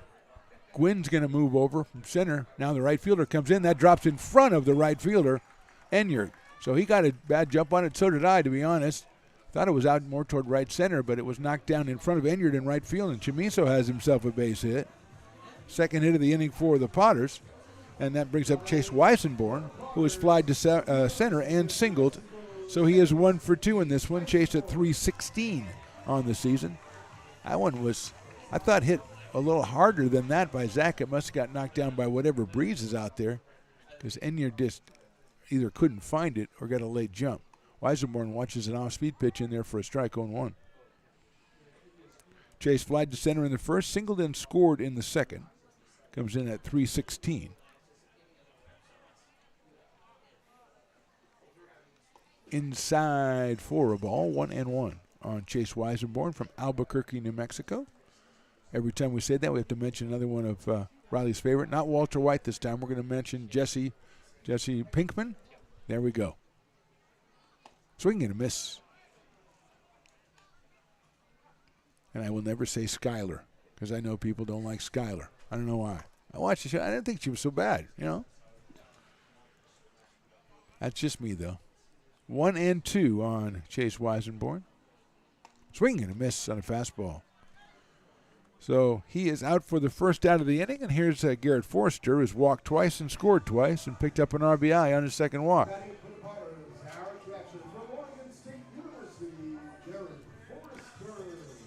So here's Garrett wearing number 5 tonight. He's got a runner down at first base and 1 out here in the third. The Potters 8, the Admirals nothing.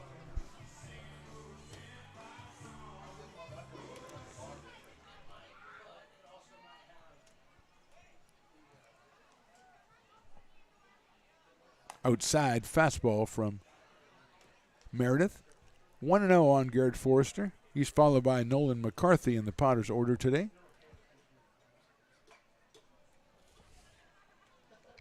On a thirsty Thursday at McBean. Garrett hits that one down the right field line. If it stays for air, it's going to be trouble coming over to Enyard. He can't get there. It's down in front of him. He gets there quickly, though, holds Forrester to a single, but going all the way around to third is Zach Chamiso. So Garrett slices it down the line. a really good jump on that one. Got it on the first top, keeps Garrett at first. Read perfectly by Zach Chamiso, so he makes it over to third. And here's Nolan McCarthy, who has also walked twice. He scored once and driven in one. Nope, we got a pinch hitter. Looks like Ben Romano. So Ben Romano's coming on to bat for McCarthy.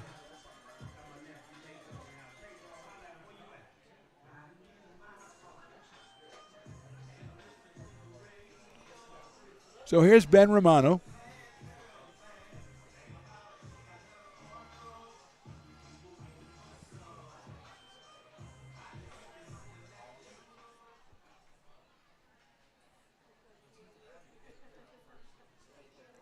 First pitch is just a little outside for a ball.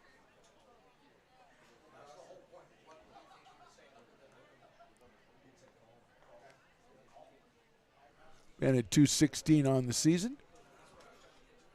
1-0 coming up. That's in the dirt again, 2-0.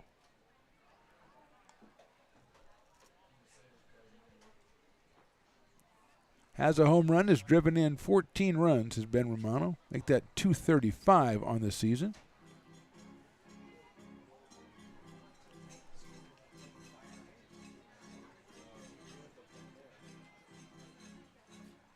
Been in 23 games for the Potters this summer with those 14 runs batted in. Now it's 2-0 on him. Runners at first and third. That's outside, ball 3. Peyton Brennan, the DH, up next for the Potters as Romano bats for Nolan McCarthy.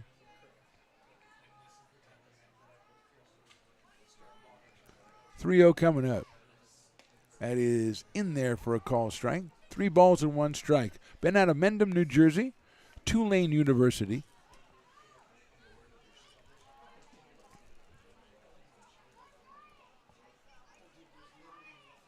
Lines that one into right field for a clean base hit. Here comes the runner from third. That's Chamiso. He'll score. Forrester will stop at second base. So Romano hits it right down the first base line, just misses the runner, and gets himself another run batted in. Potters put another run up on the board. 4th hit of the inning for the Lincoln Potters. And here's Peyton Brennan, who has an RBI single and an RBI walk so far today. So Peyton 1 for 1. He scored once and he's driven in 2 to give him 9 on the season. We have a ball coming out of the bullpen. We have more activity in the Admirals bullpen. A left-hander looks like out there. We'll get identification as soon as possible. Here's Brennan. Just 1 out in the inning here.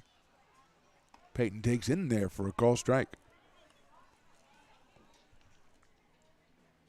7 hits for the Potters so far in this one. Ben Higdon to follow Peyton Brennan. Swing and a miss. Went down to his knee to get that one. Went after it. 0-2 on Peyton Brennan. Comes to us from Rockland, California, left-handed hitter. Also played basketball, hoopster over at Rockland High. 0-2 coming up from Meredith. Swinging a foul. Stays 0-2 on Peyton Brennan. Raleigh, the engineer, trying to find the identity of the pitcher in the bullpen. I said if he found it, he could go get in line at the Brick and Barrel backyard, but he's going to be there a long time. I'm sorry. It's a very thirsty crowd here on a Thursday.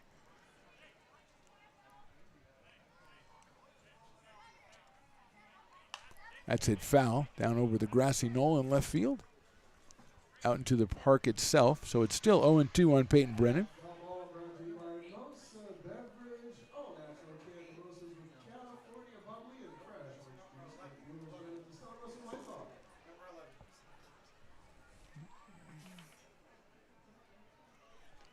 Oh, and 2 coming up.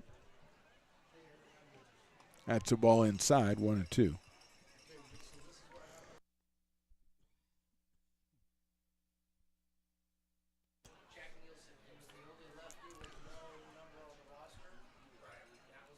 One and 2 now.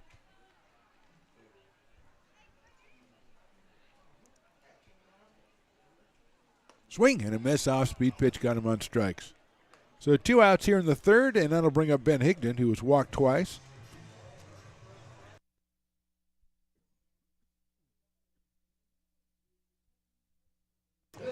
Say hi to Mom, who came up and visited this past weekend out of Kentucky, and also Grandma Higdon down in Florida, staying up to check this one out. We appreciate that kind of loyalty. That's outside for a ball. And Mom didn't get to meet Riley the engineer, and I'm sorry for that. I know she wanted to. 1 ball and no strikes on Ben. Outside again, 2-0. Brandon Forrester would be next for the Potters here in the third. They've scored twice. They've got 2 on. And a 2-0 count on Ben Higdon. Got some cowbells rattling out there. Ben hits one into the hole in the left field. That's a base hit. That seems they're going to send the runner around third. Here's the throw to the plate. It'll bounce once, and he's underneath it. He's safe at the plate. Is Garrett Forrester. RBI single for Ben Higdon. Romano is going to stop at second base. 5th hit of the inning for the Potters, and Ben Higdon just put that one between third and short perfectly. And Forrester rounds third. He scores, and the ball took a hop on Reese Kent, who threw the ball well from left field, but it just bounced a little bit too high. It's like Jack Nielsen is warming up for the Admirals in the pen. And it's Brandon Forrester time here. Romano stops at second. Higdon now over at first. And here's Forrester. He pops it up foul. Back over the top here of the stadium here at McBean. So 0-1 on Brandon. He is in a 2-run double and a line drive out to center field his last time up. So he is 1 for 2. Picked up a couple of runs batted in. So he has 8 on the season. Came in at .319. That's in the dirt, gets away. Coming down, no, they're going to, both runners thought about going, faked like they were going, then they both went back, like in unison, like a synchronization kind of thing. But the key was Romano out at second base. He couldn't really see the catcher shielding from how far that ball went behind Brock Rudy, so better safe than sorry in this scenario. 1-1 on Forrester. Outside for a ball. 2-1. Potters leading at 10-0. We're in the bottom of the third inning.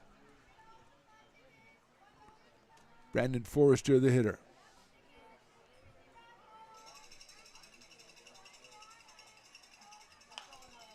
High in the air down the first base line. Turturici is in foul territory, and he'll make the catch for the out. 3 runs for the Potters in the third. We go to the fourth. They lead at 10-0. Old Town Pizza, a proud sponsor of your Potters baseball, will deliver you a slice that you won't soon forget. Come see why they've been voted the best of the best 12 straight years. Visit otpizza.net to get yours today. But don't take it from me. I think Old Town Pizza should be expanded to the state or even to the country because it's so delicious.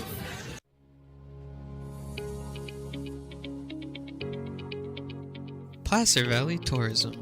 Our mission is to increase the health of the hotel industry through occupancy and average daily rate in Roseville, Rockland, and Lincoln. Proud partner of the Potters in the 2023 West Coast World Series Tournament from August 8th to 11th.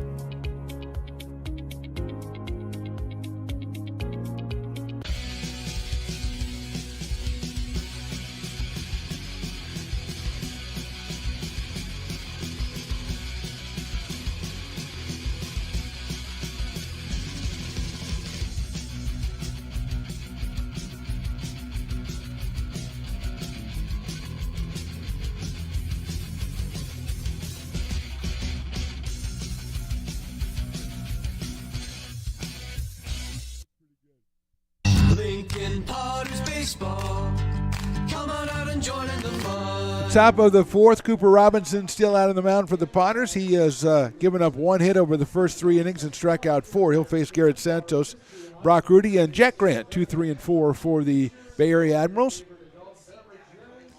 Santos grounded the shortstop his first time up. Garrett out of Gilroy, California, and Cal State Monterey Bay. 270 on the summer. 2 for 5 in the game on Tuesday night against the Potters. A 7-6 Admirals win. Potters trying to get a little bit of revenge here and go into their series up in Medford with a little bit of momentum. After that series, they'll take some days off for the CCL Showcase game. And they're back in action on Friday of next week. Check swing in there for a strike by Robinson. First home game after the break will be, or next home game after tonight will be on Saturday the 15th. That's a fireworks day, so it'll be a 6:05 first pitch, and that will also be against the Walnut Creek Crawdads. Check out LincolnPotters.com for your tickets. That swung on and missed. 0-2 on Garrett Santos.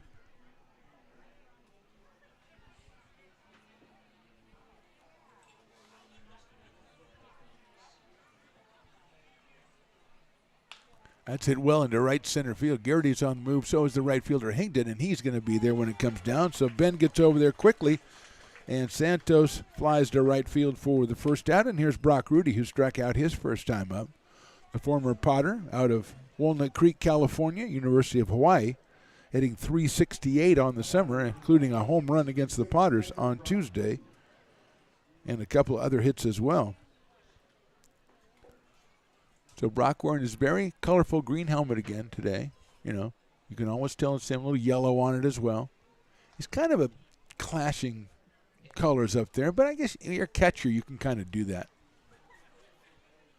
Fastball inside for a strike. 0-1 on Brock Rudy with Jack Grant to follow. Piper standing guard over the brick and barrel. Rudy hits one up in the air toward left field. Romano makes the catch in pretty much straightaway left field. Romano came on for McCarthy in the third and has taken over his duties in left field. So 2 outs, and here's Jack Grant. Controversial choice as your dueling dogs batter of the game, former Potter legend Jack Grant out of Danville, California, and the University of Arizona. And I think he knows we're doing it with love, you know. Had a couple hits against us on Tuesday. Grounded a third the first time tonight against Cooper Robinson back in the second inning. Swing and a miss at an off-speed pitch, 0-1. So we're 1/3 of the way to 50% off Dueling Dogs. If Dueling Dogs would throw in a couple of T-shirts, it wouldn't be bad either. Just a thought, just a marketing idea. I could start by up here. That's in the dirt, gets away. 1-1. There's some pretty random dog barking on that soundtrack. There's just some yips. They're not barking, they're yipping. Yeah, a little Chihuahua action. An unlikely dog to use to have an ominous soundtrack. They put the Chihuahua in there. I got a Dotson that could get on that thing. Fastball's high and outside. Now, she wouldn't do it if you told her to, but every once in a while she puts on a pretty good barking exhibition. Like when Riley comes over. 2-1 on Jack Grant. 2:31 coming in tonight.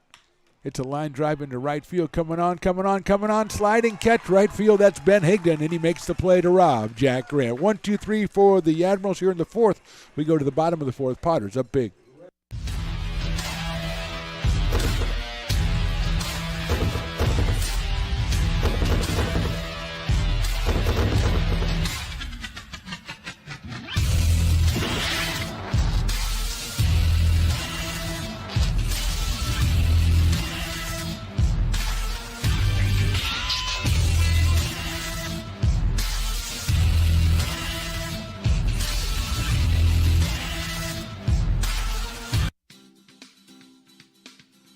Air Design Incorporated, where you feel the difference. We are a locally owned and operated heating, air conditioning, and custom sheet metal company committed to the highest quality of craftsmanship at a competitive price. Our trained and certified technicians have the knowledge and experience required to install, maintain, or repair your home comfort solutions. Our upfront pricing gives you the peace of mind because you know your price is locked in. Call Astro Air Design Incorporated today.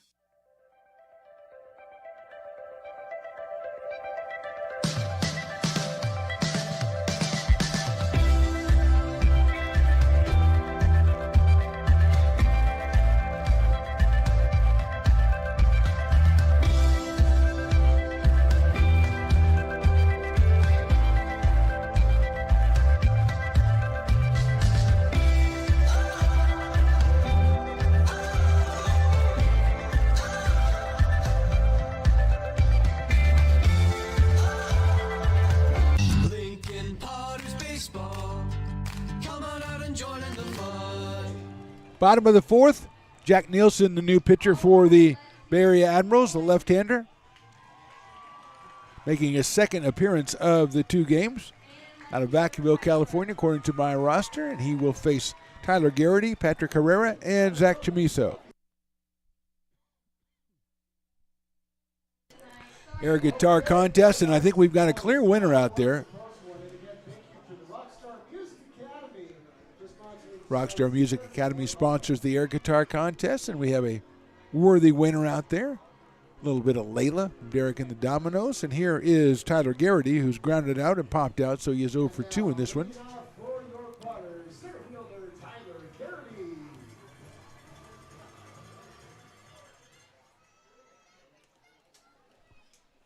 First pitch is swung and fouled into the catcher's glove.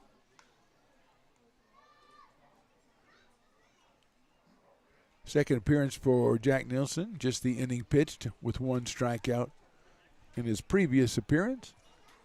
Hit well into left field by Garrity. Going back is Kent. It's over the fence. A home run for Tyler Garrity. And the Potters are spanking around tonight. Garrity with his first home run of the summer. A shot to left field off Nielsen. Potters lead at 11-0. 9th hit for the Potters. And the first home run hitter of the night, Patrick Herrera, comes up to the plate. So Tyler a little frustrated. Was 0 for 2 in this one, but he took all the frustration out on that one over the left center field fence, over the Placer Valley Tourism sign. And Patrick Herrera coming to the plate. He's walked and homered in this one. Hits one in left field. That's down for a base hit. So Herrera spanks one down the left field line. He is 2 for 2 in this one. Potters with 7 hits in the last inning plus, and that will bring up the top of the order. And Zach Chamiso, who picked up a single his last time up. He's 1 for 2 and has scored twice. Has a walk as well. Struck out in the first. So Zach 1 for 2. Came into 327.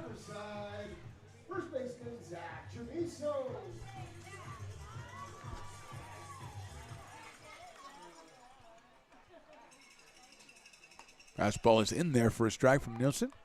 0-1 on Zach Chamiso. Chase Weisenborn to follow.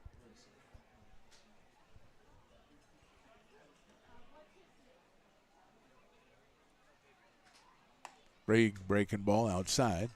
1 ball, 1 strike. So Garrity starts us off with a home run here in the 4th, and then Herrera rips a single down the left field line. And Zach Chamiso at the plate with a 1 ball, 1 strike count. That one is in there, drops it in there for a strike. 1-2.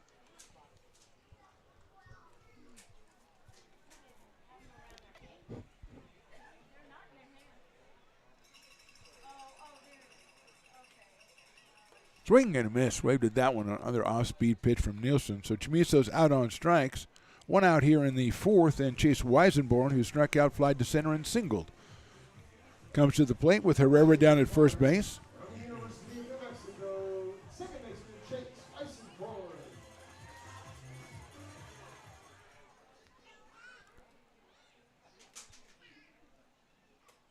That's in the dirt. Nice block by Brock Rudy. 1 ball and no strikes on Chase. Garrett Forrester to follow. For the Potters here, they lead it 11-0. We're in the bottom of the 4th inning on a very nice Thursday night out here at McBean Stadium. A thirsty Thursday, if you will. Fastball just misses that outside corner from Nielsen. 2-0. Got a lot of good cowbell people out here tonight. Thursday's cowbell night. Unofficially, I just proclaimed it. So bring your cowbells on Thursday, as always, fans.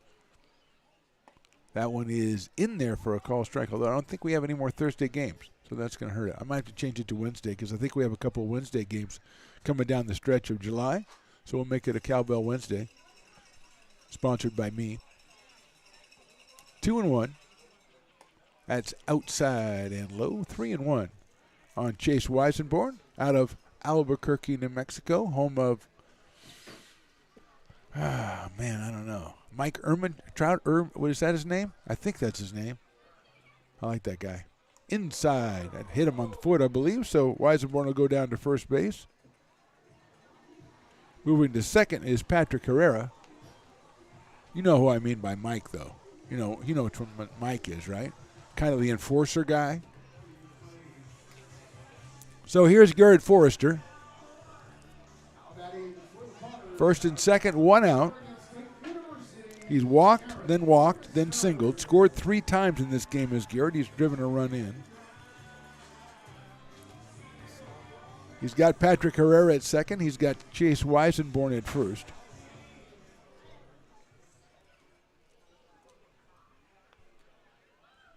Nielsen, the 4th pitcher for the Admirals, already in this one. Garrett swings and misses at an off-speed pitch, 0-1. Ramos started, then Braseco, then Meredith, and now Jack Nielsen. Garrett Forrester out of Fair Oaks, California. Waits for the 0-1 in the dirt. I'm not going to say nice block by Brock Rudy because you know that already. 1-1.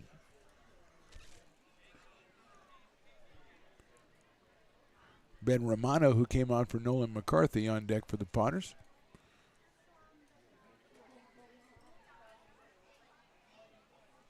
Nielsen checks second. Big breaking ball's high, 2-1.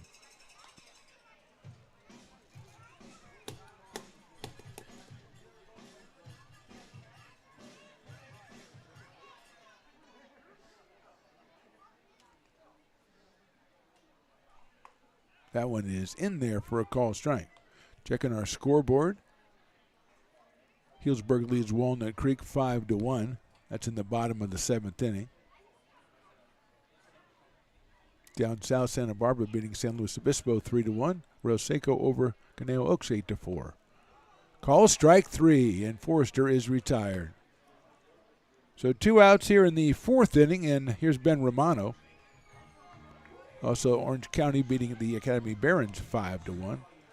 But in the CCL North, it's just the Potters and the Admirals, and the Crawdads and the Prune Packers, and the Prune Packers leading that one 5-1. Those 2 teams atop the CCL North.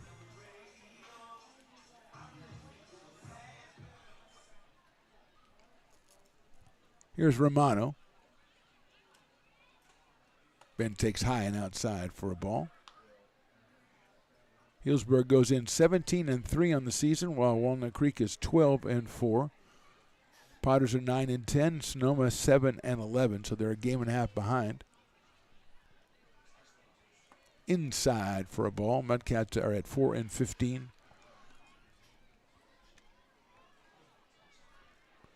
So Prune Packers coming in 3 games ahead of the Crawdads before tonight's activity. As we said, Healdsburg leads that one 5-1. Mono swings and misses. 2 balls and 1 strike on Ben. Out of Mendham, New Jersey. And Tulane University. Picked up his 14th run batted in back in the 3rd inning as he came on and singled to right field. Outside for a ball. 3-1 on Ben Romano. He's followed by Peyton Brennan in the Potters order.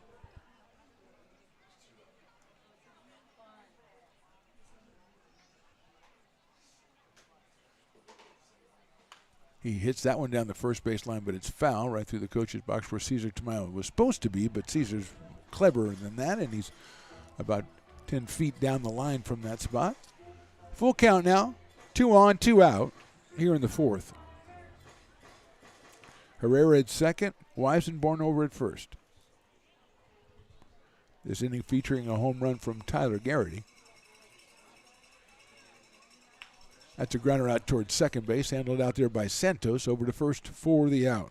So Potters score once. As we go to the top of the 5th, we've got Potters 11, Admirals nothing.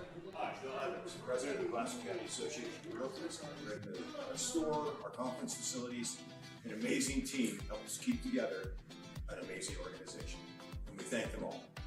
This organization can't do what it does and can't run the way it runs without the help of so many members volunteering their time. The success of the Placer County Association of Realtors is largely dependent on our active volunteer members to help our organization and industry. The work of our committees greatly impacts our ability to champion efforts across the board and giving back to the Placer County community wherever we can. Like all service organizations, I wanted to serve. And getting involved with the affiliate committee was the perfect way to do that. I love being able to serve my community with my business friends and other leaders and give back to those who are in need. The thing I love about the PCAR committees is they all work toward the same goal of bringing the community together to support those in need in our surrounding area. I instantly came to the meeting and had a wonderful time, felt like I was a part of something bigger, and it was just the start of my leadership journey.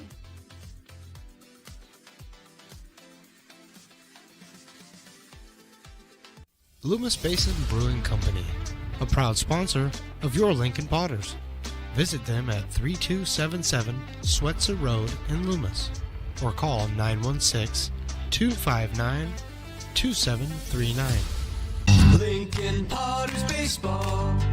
Come on out and join in the fun. Top of the fifth, Potters lead this one 11-0. Cooper Robinson out on the mound. And I believe that means we got a minute with Mike Margema. Coach, you with me? Phantom, I'm here. How are you doing? Well, I'll tell you, I had Cooper Robinson on my pitching card. I didn't have Tyler Garrity and Patrick Herrera going yard tonight, Mike. You know what? They've been working on some things, making a few adjustments, and you're starting to see some of the fruits come out. It was pretty cool. Right before Patty Picks hits his bomb, he takes a pitch, and his mom yells out, "Swing the bat!" And the next pitch, he hits one out. So, his family's here. They're actually taking off tomorrow. So, how cool is that? To have family here, being able to watch him hit that ball like that. I mean, it's incredible. It's what we do. It's why we do this, right? Yeah, it's well, incredible. if he gets player of the game, I'll have to interview his mom. I think she's more instrumental than even you guys in that one, huh? Hey, hire her.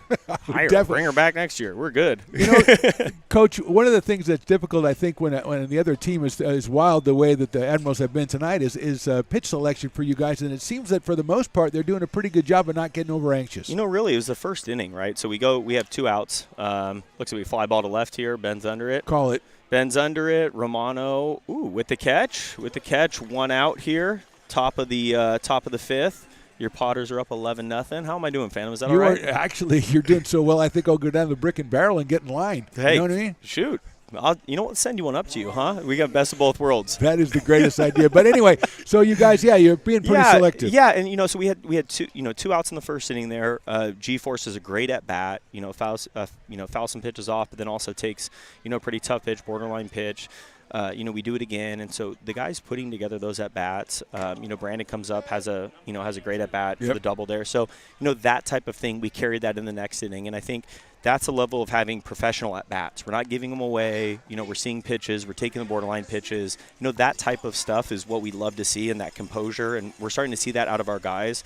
We've got a great offense, and obviously Coop throwing the rock well right now is fantastic to see. Yeah, and you and I have talked about this. I think that the defense for the most part has been pretty good. It's been a little bit sloppy the last couple of games, but I've seen a couple of really nice plays out there tonight. Higdon in right field made a nice sliding catch. Absolutely. I think what's awesome is the draft rolling around, and we've got some guys that have potential to be drafted in the first or second, maybe not first day, but second day and third day. So it's these guys, and those little things like that, improve their draft stock and things like that. We want what's best for them, and so watching them come out here and do their thing, it's absolutely incredible. So love the group of guys we have, and continue to have them compete the way they are. Well, Coach Cooper went 5 innings last Thursday. He looks really strong tonight. Is it going to be 5 innings again for him? Yeah, I think it's going to be 5. We have Caden Hunter, so local Granite Bay kid. We actually have Pat Esposito. He was a Granite Bay head coach. Just won another section championship. Nate Esposito, one of our assistants, his father's here, so pretty cool to see. And Caden was a Granite Bay boy along with me and Nate, and went to Sierra College and had a great year. So we'll have him coming out, and we'll have Colin Riley, Tulane, kid coming in here to throw as well. So, we'll have a good set of arms here to continue to throw, and, we'll love to see and excited to see Caden come out here for the first time. Well, let's assume that Cooper closes this out like we think he will. I mean, this is 2 times in a row that he's gone out and just gone 5 real strong for you. So what kind of feedback do you guys give him? I mean, obviously he's pitching well, but what can you tell him to help him out even more? Phantom, here's what I do. I give him a pat on the butt, give him say, nice job, way to throw the rock, and excited to see it next week again. I mean, and then Brock does the same thing, and you guys feel pretty good about yourselves. It makes coaching pretty easy when you have guys doing what he's doing. So, it's awesome. It's actually pretty funny is, Garrett behind the plate right now is, he hasn't really caught since high school, but you don't even notice him, right? Like, I think that's the sign of a good catcher is when, you don't even, I guess it's probably the thing that sucks most is, me me and Nate talk about this all the time, is like when you're not being noticed and you're just kind of doing everything okay, it kind of sucks because you just get taken for granted, but that's a sign of a good catcher. So Cooper with a great slider right there, by the way. Goodness gracious. Coach, can I hold you for one more second? Yes, I want to course. ask you one more thing. I know you guys are going on a trip tomorrow and then kind of a couple of days off. So what do you think about as far as what you're trying to accomplish or what you're telling the guys? You're going up, you're going to have a real nice trip on 3 days up in Medford, but then you got a couple of days off. So how do you handle that? Yeah, it's really just doing the same thing. And, we're going to pack some golf clubs up there. We don't play till night games. So, the boys are, we can do that. I'm like, of course we can.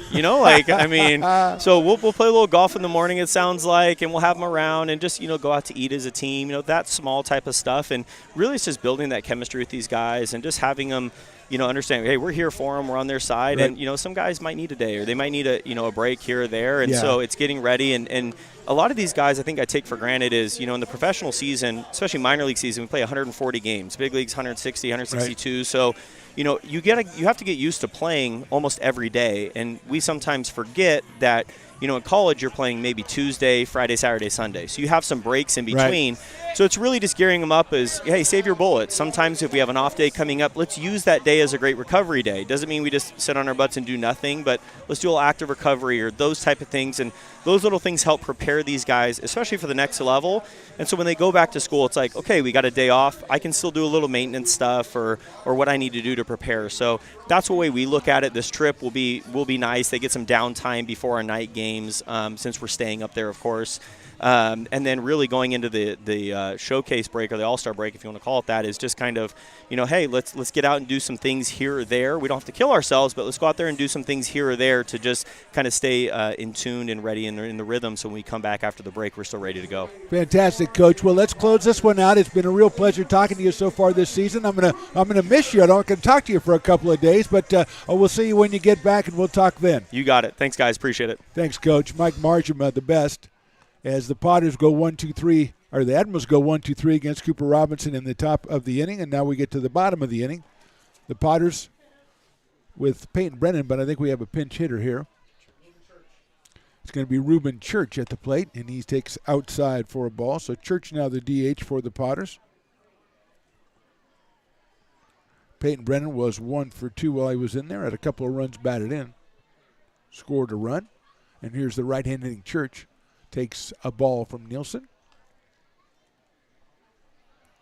Ben Higdon on deck for the Potters, and Brandon Forrester, the scheduled hitters here in the bottom of the fifth. Potters with the 11-0 lead, and Robinson, we're talking to Coach Marja, and don't want to gloss over it because Robinson closed it out very strong with the strikeout and goes through 5 innings and allows just 1 hit. That means he's allowed 3 hits in his last 10 innings. In CCL play, and 2 times that the Potters were coming off a loss and needed a win, and he came out and he came up huge. 2 pitches inside. 3 balls, 2 strikes on Reuben Church out of Maryville, Tennessee, and the University of Kentucky.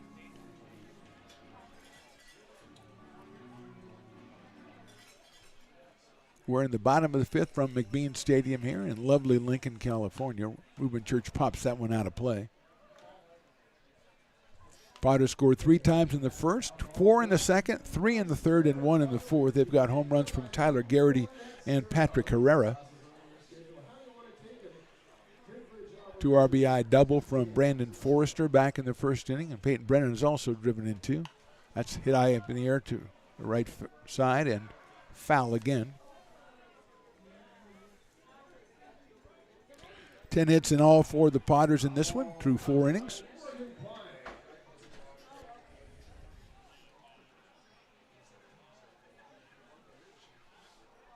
That's inside for a ball. And Church goes down to first base. And that will bring up Ben Higdon. Ben has walked in the first inning, walked with the bases loaded for an RBI in the second, and drove in a run in the third with a single. So he is 1 for 1. He has 2 RBIs. Brings Ben's total to 11 runs batted in on the season. Out of Paducah, Kentucky, left-hander against the left-hander Jack Nielsen with Church at first base. Ben takes it inside for a ball, 1-0. 87 from Jack Nielsen. the fourth pitcher for the Bay Area Admirals in this one, who's playing their third CCL game in 3 days. Higdon takes inside again. 2-0 on Ben.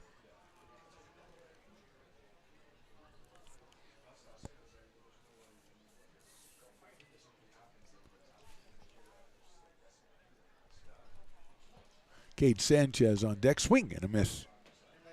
Sanchez will bat for Brandon Forrester,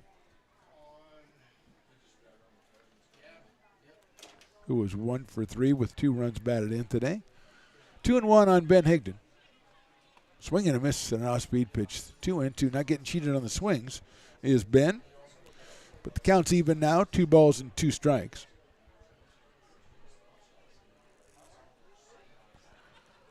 Church at first, the pitch. Swing and a miss. So Nielsen gets him on a fastball. First out of the inning. And here's Cade Sanchez batting for Brandon Forrester. Cade out of Houston, Texas. One of the top RBI guys on the Potters, especially early in the season, has 15 of them.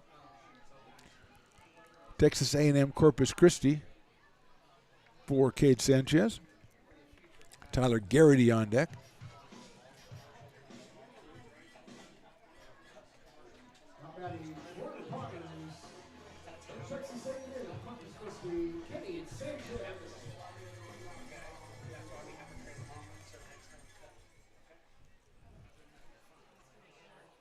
Outside fastball to Cade. Hitting right around 300 for the Potters.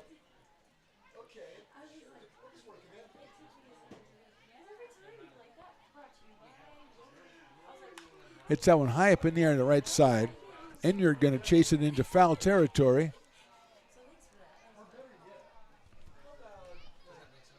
And he did not make the catch in right field as the Potters trying to move everything out of the way they've got down there. So Sanchez takes the first strike. Getting it at 239.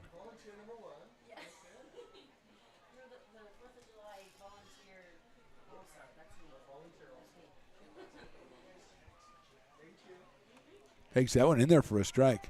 239 in league play, 291 overall for Cade Sanchez.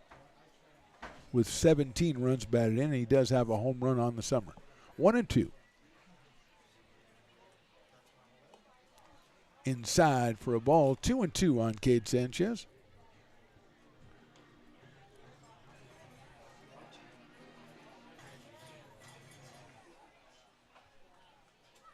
Two coming up. Line drive.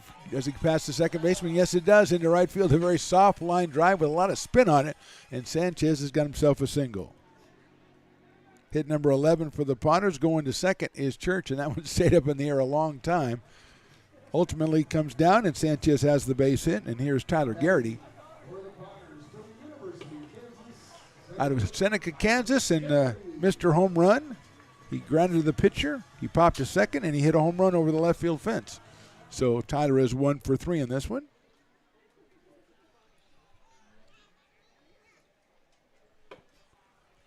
And he's up here against Nielsen with 1 out in the 5th. High and away. Potters take off tonight. They'll go to Medford to take on the Medford Rogues for 3 games tomorrow night, Saturday night, Sunday. Good rivalry between the two teams. Swing and a miss. They were here last year. That's when Matt Lundgren, our GM, and their GM were kind of met in a battle of a contest, a pitching and hitting contest, which unfortunately for us, I believe the Rogues GM came away victorious, so hopefully Matt can even up the score this weekend. That's in there for a strike again on Tyler Garrity.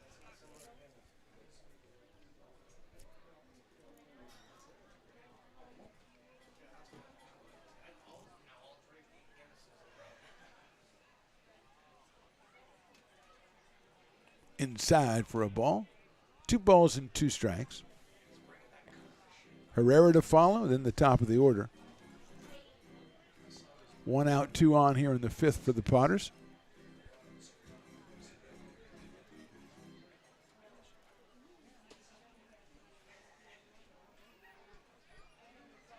Outside, 3-2. No activity right now in the Admirals bullpen. As we said, Nielsen is the fourth pitcher. Their starter, Miguel Ramos, went just an inning and a third. Then Braseco and Meredith followed him. 3-2 pitches hit high in the air to left field. Going back, and he did it again. Tyler Garrity, 2 home runs in this one. The Potters lead it 14-0. Garrity really wants that player of the game honors. Really working hard for it. He hit that one well over the left field fence for his second home run of the season, his second home run of the game. He has 4 runs batted in. 3 more on the board for the Potters and another base hit. Gives them 12 hits and 14 runs in this one. And going to be a meeting at the mound for the Bay Area Admirals. Is Patrick Herrera will be the next Potters hitter. He is also homered in this one, but now he's one behind Tyler Garrity if you're counting these things up and comparing. Herrera came into the game at 333. Tyler Garrity came in at 296.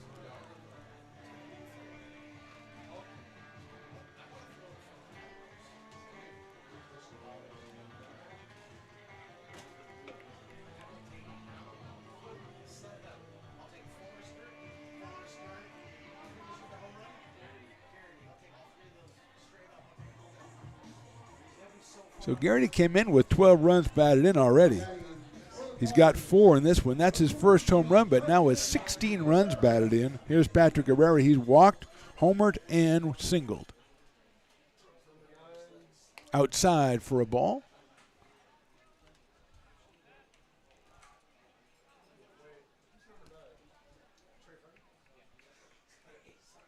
Nolan Wilson on deck to bat. Outside.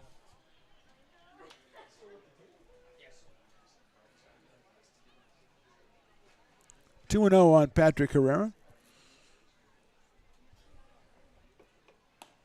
3-0 on Patrick Herrera.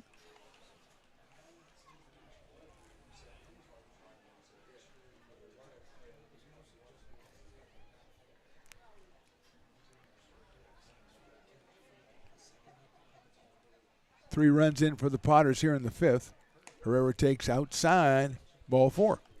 Reaches base for the 4th time. A couple of walks, a single, and a home run. And Nolan Wilson's going to bat.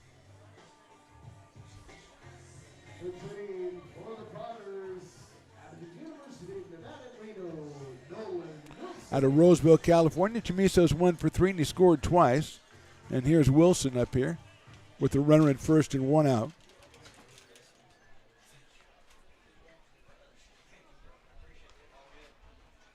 Nolan fouls it off.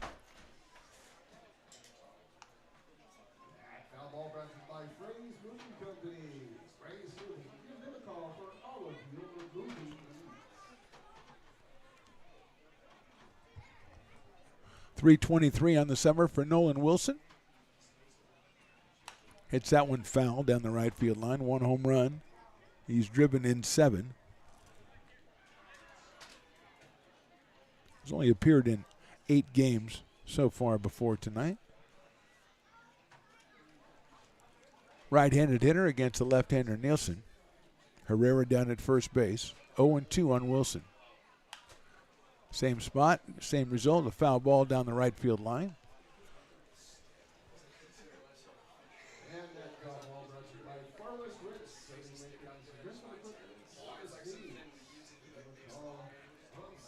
Potters back home on Saturday the 15th against the Walnut Creek Crawdads. Inside and high to Nolan. That is a fireworks night, so it starts at 6:05. So after that game, only 6 more chances to see your Potters in regular season action.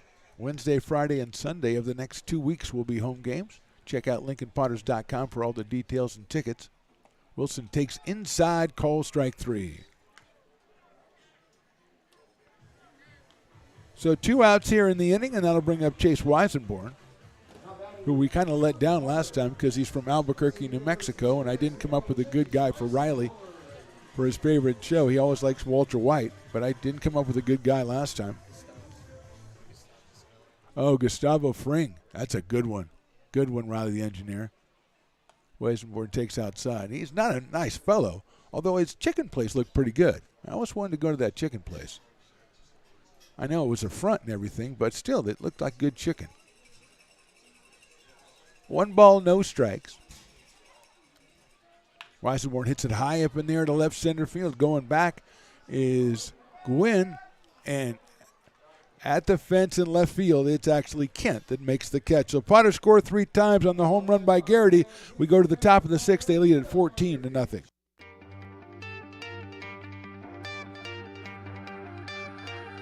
Gooseport Public House. We have sports on 10 big screen TVs, 23 beer taps with classics and crafts, a full bar with creative craft mixed drinks, live music, and most importantly, great fresh food. In downtown Roseville off Vernon Street. Only 15 minutes from the ballpark. See ya at Gooseport.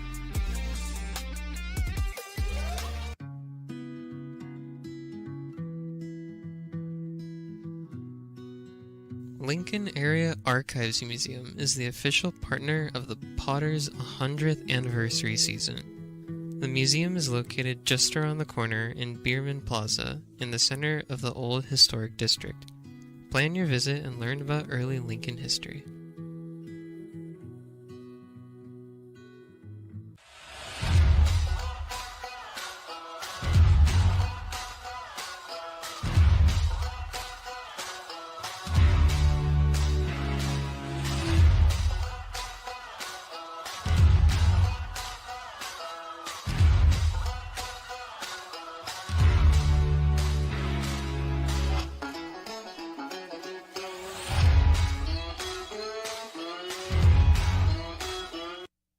Lincoln Potters baseball.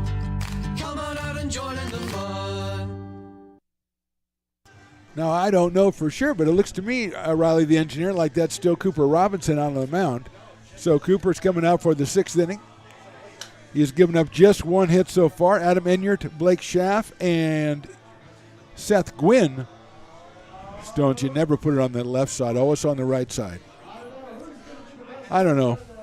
Here's Adam Enyart. Struck out his only other time up back in the 3rd inning. Tyler Garrity, 2 home runs. Patrick Herrera, 1 home run for the Potters today, as they have put 12 hits and 14 runs up on the board against the Admirals. And here's Robinson in there for a strike on 1. 5 strikeouts over the first 5 innings for Cooper. A couple of good defensive plays by his defense. Fastball is in there again. And a lot of ground balls. Little pop flies. Adam Enyart, 259 on the season. Out of Bakersfield, California. Breaking ball, line right back up the middle into center field for a base hit. So he couldn't get up 2 fastballs, but give Enyart credit. He waited for the breaking ball and drilled it right back up the middle. 2nd hit of the game for the Admirals, and Blake Schaff, who has the 1st hit of the game for the Admirals, will be the next hitter. Left-hand hitting shortstop. Singled back in the 3rd. Came in at 255. Had a hit in the game on Tuesday for the Admirals as well. So Enyart over at first base. Adam got the save in the game Tuesday night out of the bullpen for the Bay Area Admirals. Fastball is just inside to Blake Schaff. Committed to Georgetown University. Just a recent high school graduate. So congratulations for that, of course. Popped up out of play. 1-1.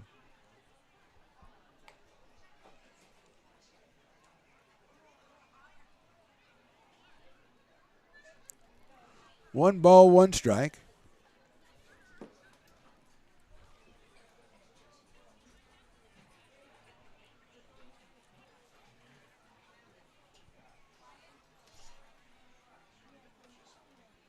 Hit sharply down to first. Nice play at first base. Throw to second base. The tag is applied. That's a beautiful double play by the Potters. Reuben Church at first base tags the bag, guns it to shortstop. Sanchez is on it, or Weisenborn at shortstop, Sanchez at second base, and makes the tag. So brilliant double play by the Potters. 2 outs, and here's Seth Gwynn. So Weisenborn moves over. Sanchez is now at second, and Church at first base. He came on to bat for Zach Chamiso. So 2 outs in the 6th. Here's Seth Gwynn, swings and misses. Seth has struck out twice in this one. 1 for 4 in the game Tuesday, and is hitting .300 over the summer.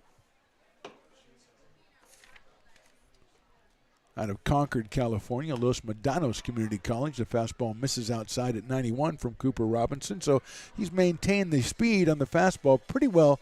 Just 72 pitches on the night so far for Cooper Robinson. Fastball's just a little bit outside. 2 balls, 1 strike on Seth Gwynn. Garrett Santos to follow. If Seth keeps it going or starts a new something here for the Admirals. Just misses again. That was an off-speed pitch from Robinson. 3-1. Beautiful double play turned by the Potters. Keyed by Reuben Church down at first base.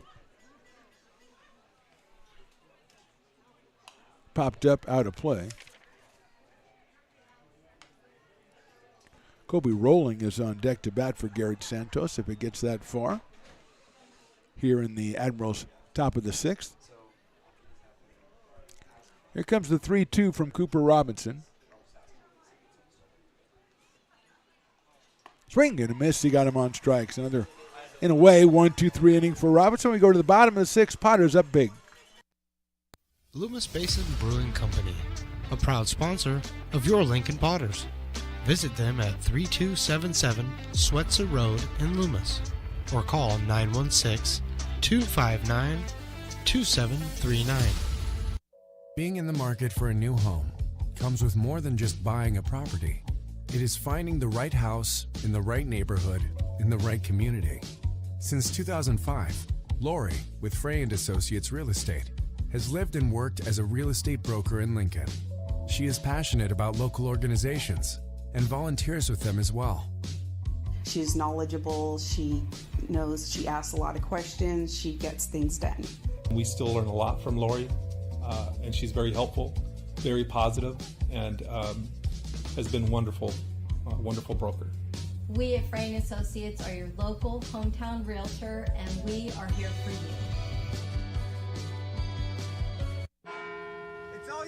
No, I insist. It's your turn. No, but I think it's your turn. I appreciate you so much. Thank you so much. Go. I appreciate your appreciation. It fills me. Safe drivers save money with Farmers. Just for driving safely? It's a Farmers policy perk.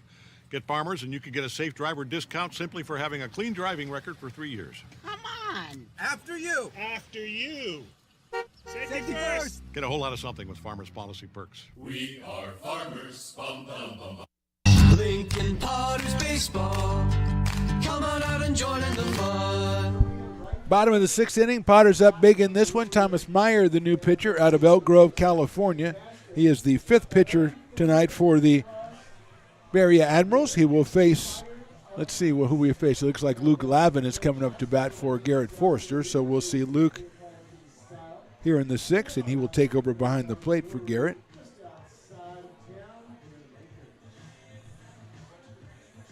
Garrett was 1 for 2 with 3 runs scored and a run driven in this one.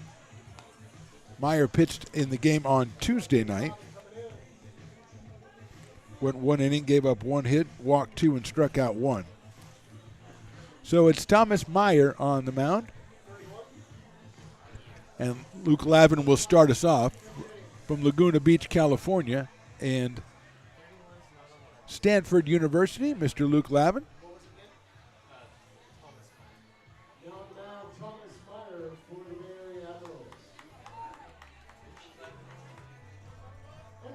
Luke hitting at .213 for the Potters, .258 in league play.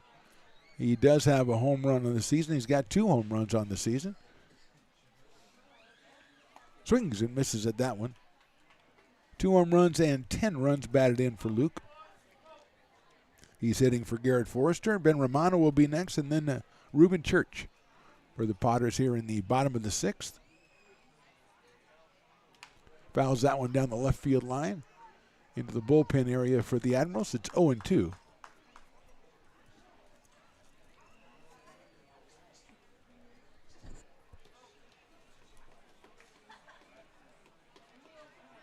And 2 on Luke. Good-looking young catcher out of Laguna Beach, California. Had some big hits already for the Potters. Lines that one down the third base line, and that's into left field for a base hit. Lavin rounds first. He's going to try to make it for 2. Big strides. The throw is going to be a little too late, and Lavin is in there with a double. He's really impressed and really improved all through the summer season. Luke came up with a big RBI single, pinch hit single back in the 8th inning on Tuesday. And he's at second base, and here's Ben Romano, who has singled in a run in the 3rd and grounded to second in the 4th. He came on for Nolan McCarthy after Nolan walked his first 2 times up.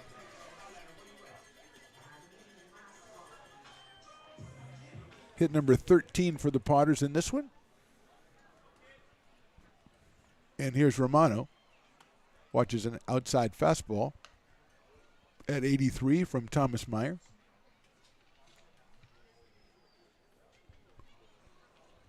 One ball and no strikes. Inside, that hit him. I think it did. And so Romano will go down to first base, very painfully, albeit. So first and second for the Potters here in the 6th, and that'll bring up Reuben Church. He is the designated hitter. He's not the first base. Actually, that was Nolan Wilson as the first baseman. He's the one who came on for Zach Chamiso. Church came on for Peyton Brennan. So here's Church. Got to walk his first time up back in the 5th. Watches a fastball in the outside corner. He's behind in the count 0-1 against Thomas Meyer. Ben Higdon to follow.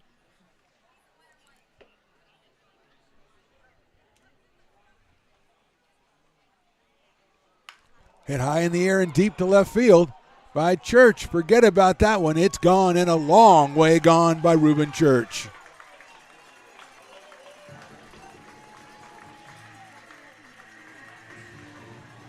Three-run home run for Reuben Church. Scoring as Lavin, scoring as Romano. That was what we call in the business a no-doubter, Riley the engineer. You don't even have to look at the left fielder, you don't have to look at the air, you don't have to look at anything. Just, that's a home run. And Church gets into the home run category as joins his fellow home run man, Patrick Herrera and Tyler Garrity tonight. And here's Ben Higdon, who's walked twice, singled and struck out. So he's 1 for 2, is driven in 2. Ben with 11 runs batted in on the season. Hitting at .250 for the Potters. He fouls that one back. 0-1 on Ben. No outs here in the 6th inning.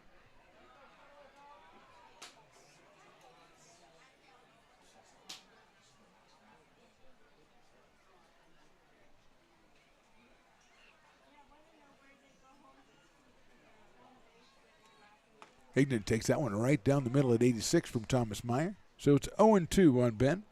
Comes to us from Paducah, Kentucky, with relatives in Florida, to be sure.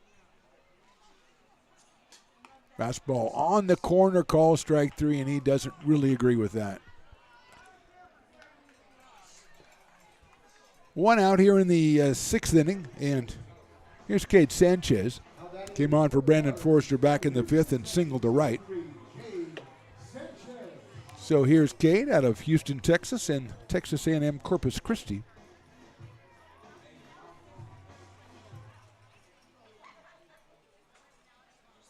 Inside, sails off the glove of Rudy. Back to the backstop, so it's 1-0 on Cade Sanchez. Tyler home run Garrity on deck.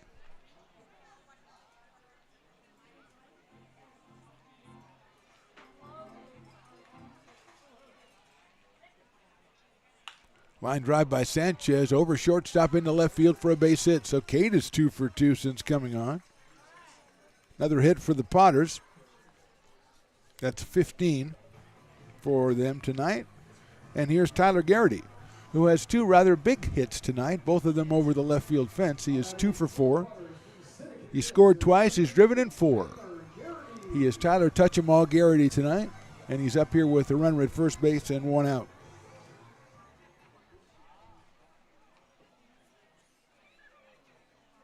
He fouls that one back to the screen. 0-1. I believe Quentin Hall had 3 home runs in one game once for the Potters. Garrity on the precipice of that. That's a tall order to be sure. Sanchez leads at first. That one is in there for a strike. Took something off that one at 71 for Thomas Meyer. He's quickly ahead of Tyler Garrity.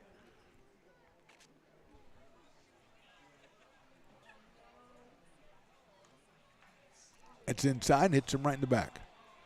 Not really much you could do about it. He'll go down to first base, reaching base again. Going to second is Sanchez. Still just 1 out here in the inning. Potters have scored 3 times, and here's Patrick Herrera, who's had a pretty fine night himself. He's walked, homered, singled, and walked. He's scored twice. He's driven 1 in. 333 for Patrick coming in tonight. Picked up his 4th run batted of the season on that home run back in the 3rd inning. He got his in before Tyler Garrity had got his 2. That is on the corner for a strike 0-1.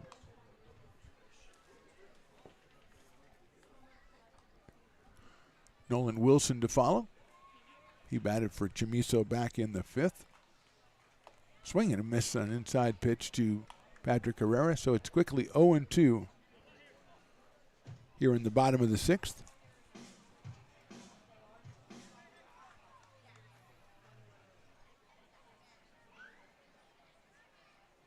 Took something off that one. It's too high. 1-2.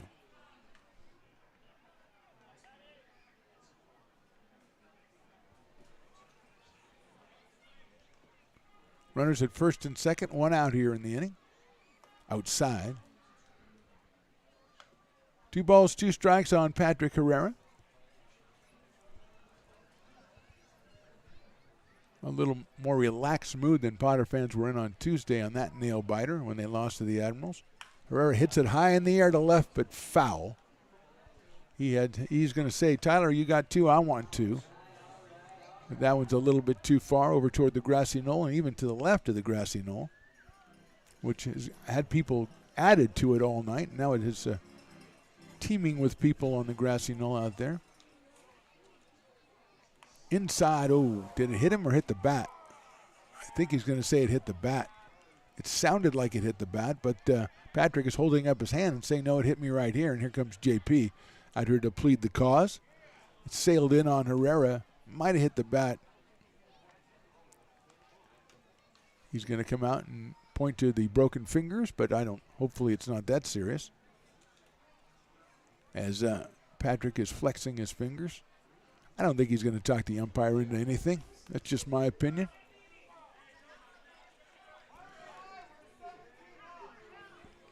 Herrera goes down to third. Looks like he's going to be okay. I think he took his glove off and he's showing the umpire his hand. See if there's blood on the hand or something. I'm just speculating up here. They're going to talk about it, and I understand why they're talking about it, but it's the bottom of the 6th and it's 17-0. So, just decide something and let's move on. We don't really need to talk about it that much. I support JP coming out in support of his player because Patrick said hit him in the hand. Brock Rudy, the catcher, former Potters up there, just kind of probably. And now they're going to bring Emma out to look at it, just kind of add salt into the wound, say we're bringing our trainer out to look at his hand. Must have been hit by the pitch.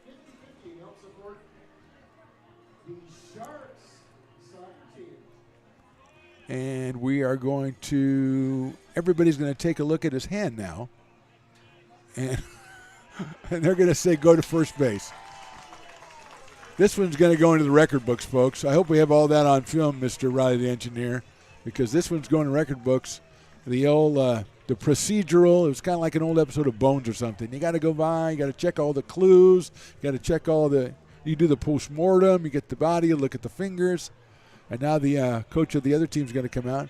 And if I'm the coach of a team that's losing 17-0, I get thrown out of the game, and that's, I think, what just happened. Or else he was just gesturing. Maybe I was a little overboard right there. That was my bad. Because it's getting a little heated.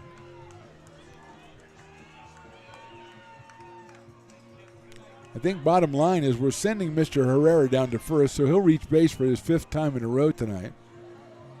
His parents are also in the crowd, so that's nice. You heard Mike Margeman say before his home run, his mom told him to swing the bat. So Nolan Wilson's going to come up to the plate, I believe.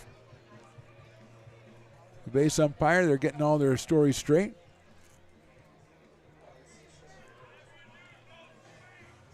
Herrera's talking to Casey Tudorici, the first baseman for the Admirals, and Cesar Tamaya, the coach, is getting involved. And I think we're ready to go.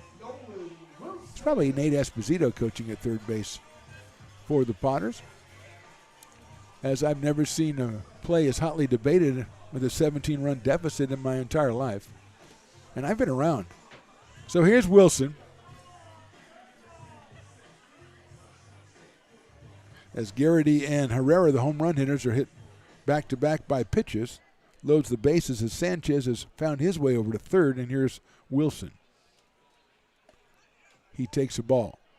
Nolan struck out in his first appearance back in the 5th inning, so he is 0 for 1.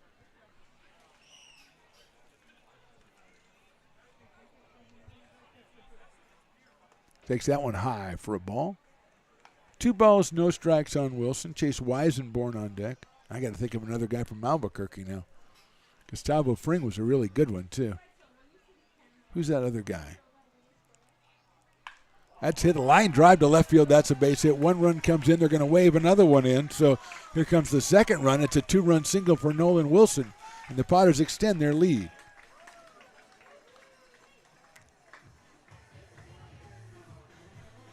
So Sanchez scores and Garrity scores. Going to second is Herrera.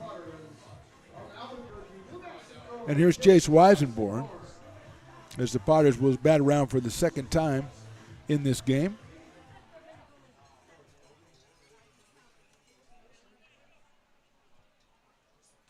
He swings and fouls into the catcher's glove.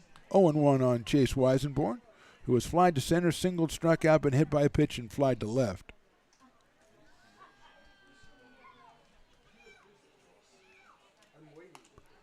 Outside corner, call strike. 0-2 on Weisenborn. Luke Labin on deck. He hit for Garrett Forster back in the 6th and took over behind the plate for Garrett. That's hit on the ground down to third.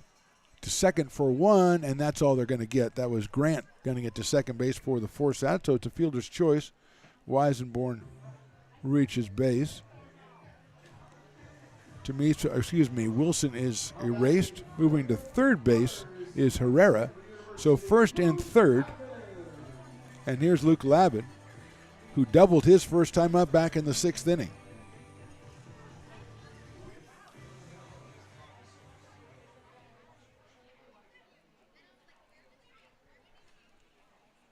Takes that one outside for a ball.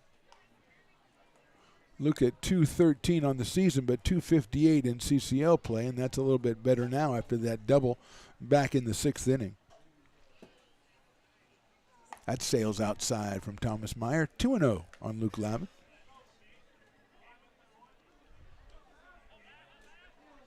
Two outs here in the 6th.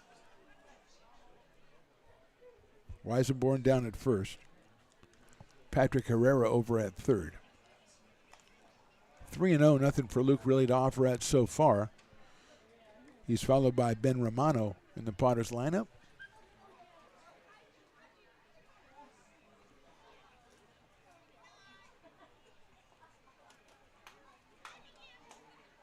That one is down the middle for a strike, 3-1. Labin with 2 home runs on the summer and 10 runs batted in.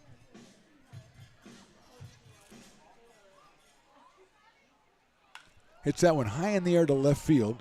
Kent going over toward the line, still going over. He's not going to get it. It's down in the corner. 1 run scores. Here comes the second. They're going to hold Weisenborn at third. It's another double for Labin, another run for the Potters.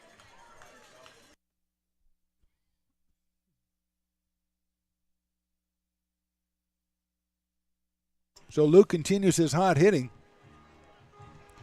In the CCO portion of the season, Herrera scores. Weisenborn now at third, Lavin at second, and here is Ben Romano, who came on in the third inning, singled, then grounded out and was hit by a pitch. So he's 1 for 1. He fouls that one back to the screen, hits the post, and goes right back out to the mound to Thomas Meyer. So Lavin raising his average up above 270 in conference play. Another run batted in for Luke. Outside for a ball.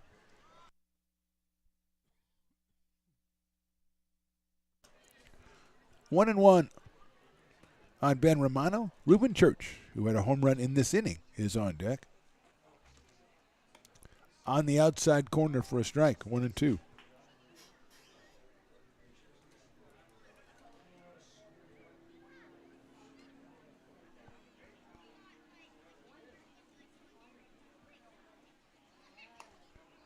Thinks about it, but it's outside. 2-2 on Ben Romano from Mendham, New Jersey, and Tulane University.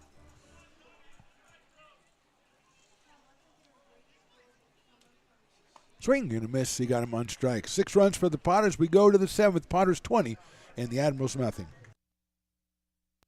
The mouth-watering Big Mac with a savory Filet-O-Fish and a tasty McChicken. My goodness, that looks good. Oh, you're making a McDonald's menu hack. Yes, a land, air, and sea. Oh, it's going to tip over. No, it's good. It's good. Very stable. Order the land, air, and sea by name. Build it by hand.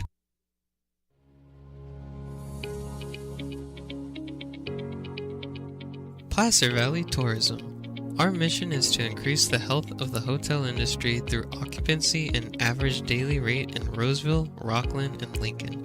Proud partner of the Potters in the 2023 West Coast World Series Tournament from August 8th to 11th.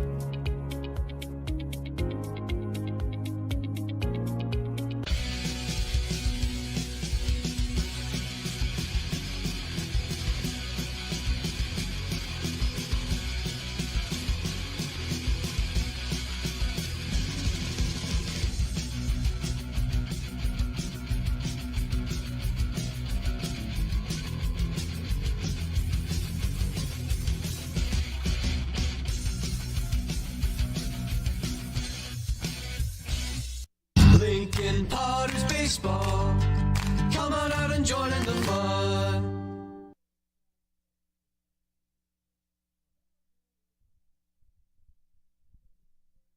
Top of the 7th, Caden Hunter, the new pitcher for the Potters. I believe that was the left-hander that Mike Margin was telling us about that came out of Granite Bay. He is on in relief of Cooper Robinson, who was nothing short of sensational tonight. 6 innings, 2 hits, 6 strikeouts, and no walks. So a total of 2 base runners, which means in his last 2 outings, 11 innings and just 4 hits for Robinson. So it'll be Kobe Rowling batting for Garrett Santos to start off the 7th inning for the Admirals. Kobe out of Vacaville, California. He'll be followed by Brock Rudy and Jack Grant.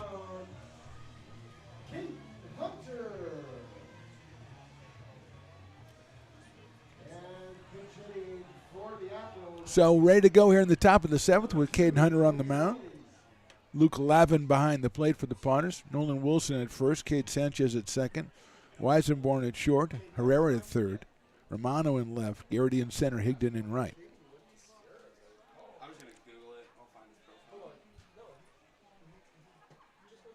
Fastball in there for a strike at 90 miles an hour from Caden Hunter.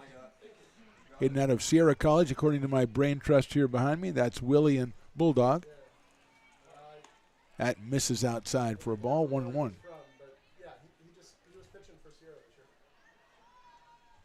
One ball and 1 strike on the pinch hitter Kobe Rowling here in the top of the 7th. Right down the middle at 90 again for Caden Hunter. 1 ball and 2 strikes.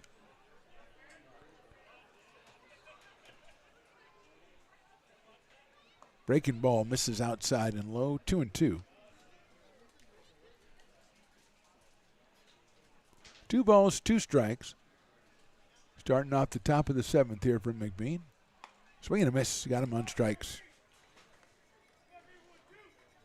That'll bring up Brock Rudy, who struck out in the first and flied to left in the 4th inning. So he is 0 for 2 after being 3 for 5 with a 3-run home run on Tuesday night. Left-hander against left-hander here.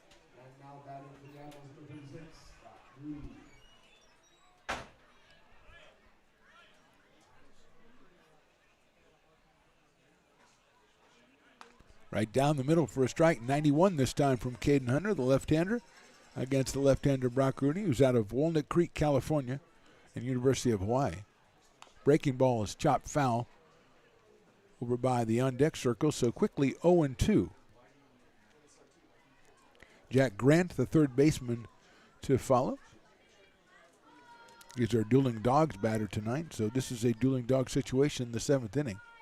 Fastball misses outside. Jack has not been accommodating as he's grounded out and flied out in his 2 appearances after getting a couple hits on Tuesday. That fastball kind of crossed up, I think, Luke Lavin behind the plate. Looked like he was expecting some movement, didn't get it. And fortunately, nobody injured. It's 2 balls and 2 strikes on Brock Rudy. In the dirt, ball 3. 3 balls, 2 strikes. What is known as a full count in baseball, Riley the engineer. That's hit over to third, over the head of the third baseman, Herrera into left field for a base hit. Little blooper, got it over the head of Patrick Herrera, who's given chase like crazy, but just couldn't catch up with it. Rudy's got himself a base hit, 3rd hit for the Admirals here in this one, and here's Jack Grant. The dueling dog batter is greeted by barks from the soundtrack that Willie has so carefully constructed. 50% off dueling dogs if he was to strike out in this game, but Jack knows that he's a Potter legend, so he's going to try to keep that from happening. Takes the first pitch down low and inside. Casey Turturici on deck for the Bay Area Admirals, an affiliate team in the CCL this year.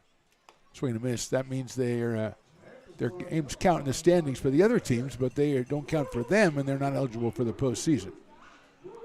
1-1 on Jack Grant from Danville, California. Breaking ball swung on and fouled at the plate, so 2/3 of the way toward that 50% off, and this crowd is hanging around. They could use some dueling dogs, some 50% off. I don't know which one of the dueling dogs they're going to pick. Oh, Riley the engineer is trying to get going. He's trying to get that strike 3 call going. Inside corner, missed it. Oh. 2-2. The dogs are barking. 2-2 pitch call, strike 3. And that's 50% off dueling dogs, ladies and gentlemen. And the dogs are out, and so is the beer. The Brick and Barrel backyard better reinforce, because here come the crowd to take advantage of 50% off dueling dogs. And it's a Thirsty Thursday, so what better day to do that than today. Here's Casey Turturici. He's grounded to second and fly to left in this one. Fastball is on the corner for a strike. His fly to left back in the 5th inning was back to the fence sent Ben Romano back to the warning track. So Casey is 0 for 2. Couple hits on Tuesday. Watches that one go outside, an off-speed pitch. 1 ball and 1 strike. Riley Acosta, tonight's DH for the Admirals, on deck. Fastball caught the corner. Call strike 2 at 90 from Caden Hunter. 2 strikeouts and a bloop single so far for Caden, relieving Cooper Robinson, who was brilliant over his 6 innings of work. Fastball, call strike 3, outside corner, and that's the inning. 1-2, sort of 1-2-3 for the Potters, and they just threw out Casey Turturici as he was arguing with the home plate umpire. So good inning for Caden Hunter. We go to the bottom of the 7th with the Potters with the big lead.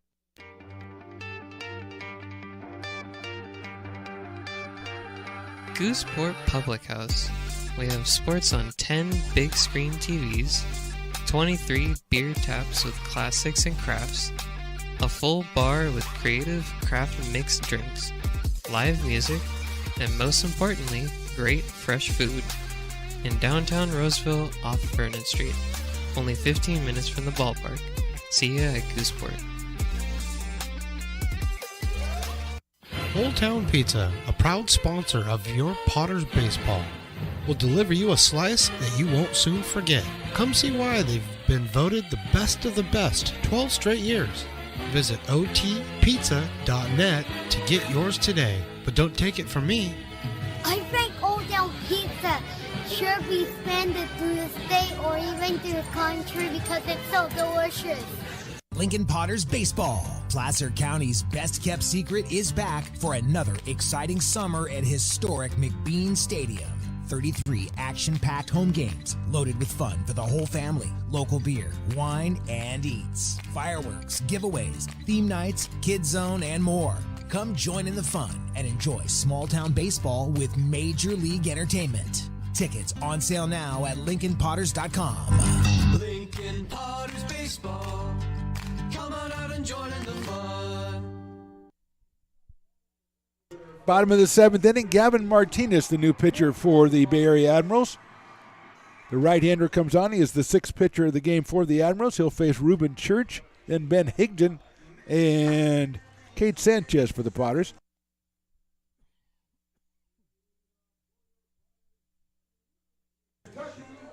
Ruben Church came on in the fifth. He walked in the fifth. Then in the sixth, he hit a massive 3-run home run. So he is 1 for 1 in this one. Swing and a miss on the first pitch from Martinez. 0-1 on Ruben from Maryville, Tennessee, and the University of Kentucky. Swing and a miss again. Off speed again from Gavin Martinez, who has a big windup, but has come off with 2 off-speed pitches to Ruben Church, and he is ahead in the count, 0-2.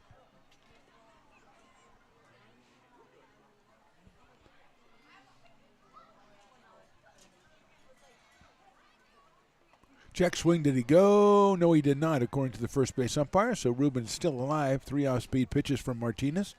1 ball and 2 strikes.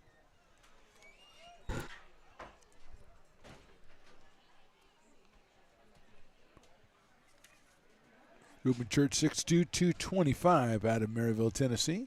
He waits for the 1-2 from Martinez. That's Sales high. 2-2.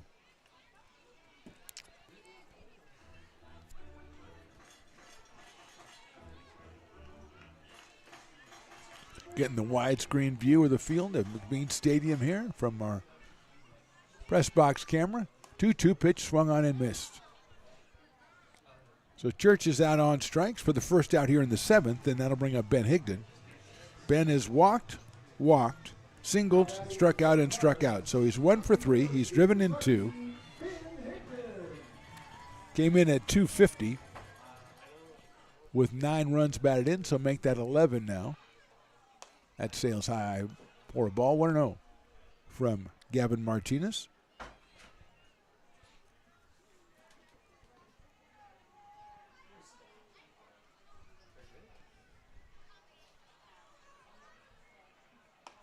High again, 2-0. Cade Sanchez on deck. Cade's got a couple of base hits since entering the game for Brandon Forrester back in the 5th.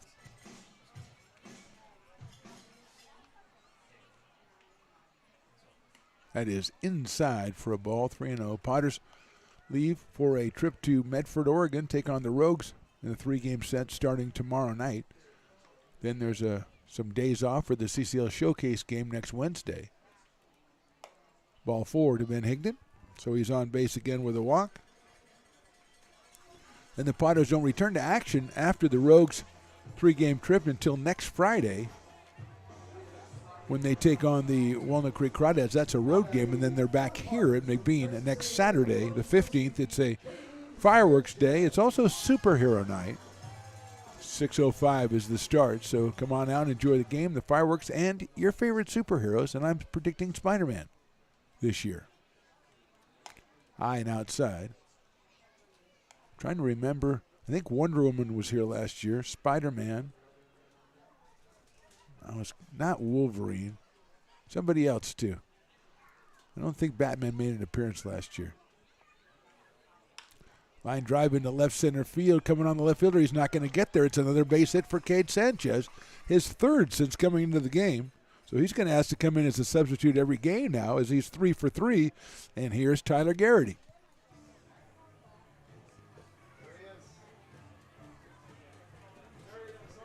Tyler Garrity, let's see. Grounder to the pitcher. Pop up to second base. Home run. 3-run home run. Hit by a pitch.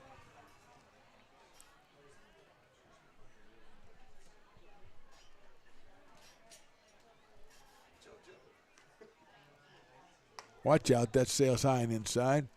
Willie Preston is trying to convince me that JoJo Villarreal is on deck to bat for Patrick Herrera, and I know that can't happen. So Willie has finally gone around the bend. He's working too hard these days around the 4th of July. 1-0 to Garrity. Outside for a ball, 2-0. Does look like number 1 on deck. It does. It can't be. Herrera's reached base 5 times in a row. It would be an opportune time to replace him in the lineup. Inside to Tyler Garrity, 3-0. Church struck out to open the inning, then a walk to Ben Higdon, a single by Cade Sanchez. Now Tyler Garrity, a 3-ball, no-strike count. He would have the green light, I assume. He watches that one go outside, ball 4. Bases are loaded, and here comes JoJo.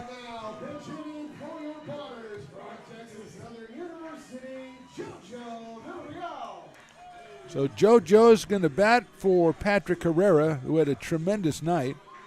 2 for 2, scored 3 runs, drove in 1, had a home run, reached base every time. But here's JoJo. Texas Southern University out of Corpus Christi, Texas, and yes, he is a pitcher, and he's batting from the right side against Gavin Martinez, and he's got the bases loaded, so JoJo could pick himself up a little RBI here if he plays his cards correctly. Pops it up. Is it going to stay? It's going to be an infield fly if it's fair, but it's foul and caught by the third baseman. So JoJo saw a pitch. That's Grant over there making the catch. JoJo saw a pitch, had a good cut at it, and popped it up for the second out of the inning, and that'll bring up Nolan Wilson. Although it doesn't look like Nolan Wilson. Dominic Rodriguez is going to bat for Nolan Wilson.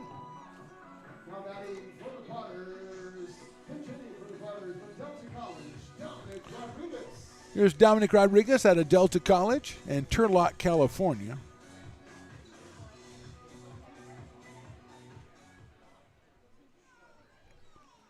So Wilson was 1 for 2 and had a couple runs batted in. Here's Dominic Rodriguez. Swings and misses at a fastball, 0-1.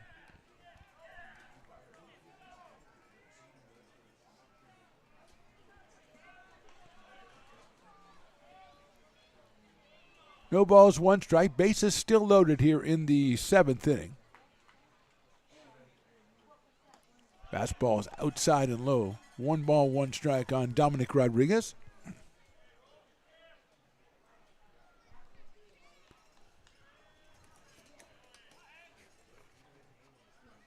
Was 1 for 4 in the game on Tuesday night. Hitting at .263 for the Potters. Here's the 1-1. Check swing, and it was outside, 2-1. Higdon's down at third, Sanchez at second, and Tyler Garrity at first. 2 outs here in the 7th, and a 2-1 count on Dominic Rodriguez.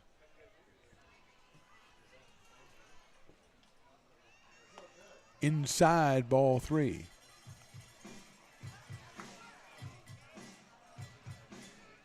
Three balls, 1 strike.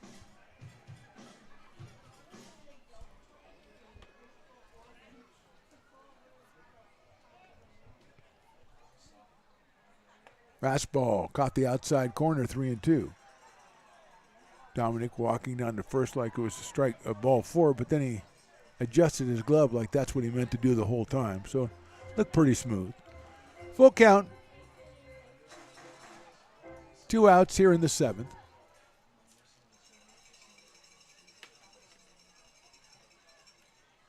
Swing and a miss. They got him on strikes. So Potters failed to score, although they load the bases. We go to the top of the 8th. Potters 20-0. It begins on the farm, where hard work breeds motivation. Care is taken under watchful eyes. With new growth comes inspiration, where playtime is mandatory. Welcome to Dueling Dogs Brewing Company. Meet the Stevens, a husband and wife who work hand in hand to craft exclusive small batch beer, mead, and cider. Using locally sourced ingredients to ensure freshness in every glass. Where a community of farmers, local artisans, and amazing food make for a truly inspired atmosphere.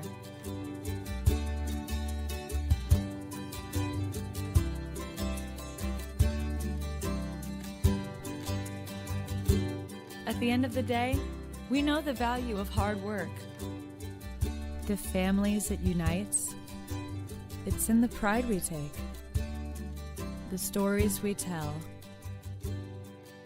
and the best friends who are cherished. Dueling Dogs Brewing Company.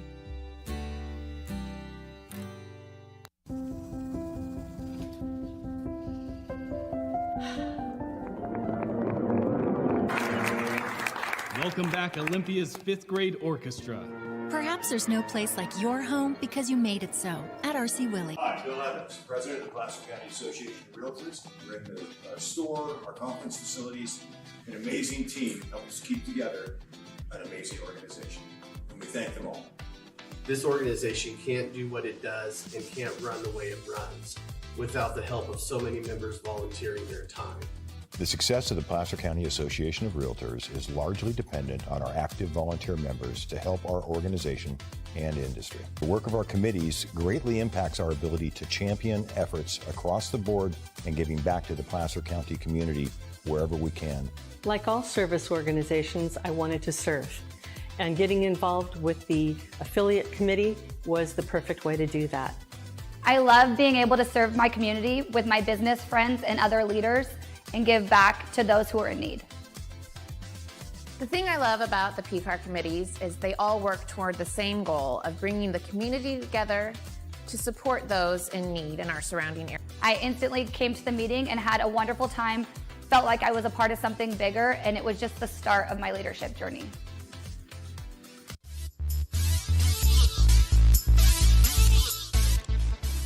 Top of the 8th inning, Potters with the big lead. Colin Riley, the new pitcher, making his 5th appearance of the season. He's 1-0 with a 2.16 ERA. 9 strikeouts, 7 walks, and 8 in the 3rd inning. He'll face Riley Acosta, Reese Kent, although this looks like a pinch hitter to me.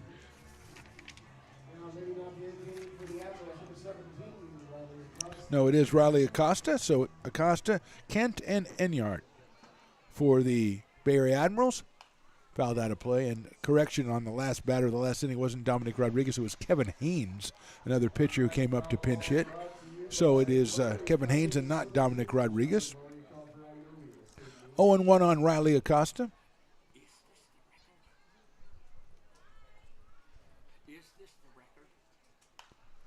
That's out of play, 0-2. 0-2 on Riley Acosta.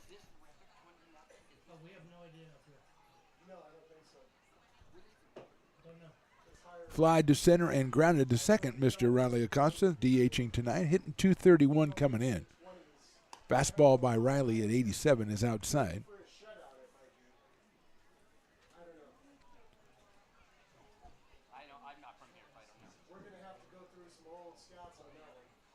One-two pitch is just misses outside, 2-2. Cooper Robinson went the first 6, gave up 2 hits. Then Caden Hunter came in. Gave up 1 hit, struck out 3 for the Potters. Swing and a miss. He got him on strikes. So Acosta goes down on strikes for the first out here in the 8th, and that'll bring up Reese Kent. Left fielder has grounded to second and struck out so far. Hitting .293 coming into the game. Out of Clovis, California, and St. Mary's College. Hits that one up in the air down the right field line, but it's out of play. 0-1.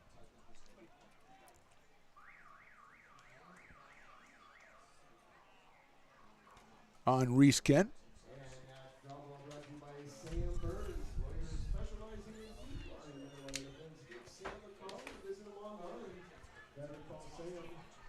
Right-handed hitter against the right-hander Colin Riley.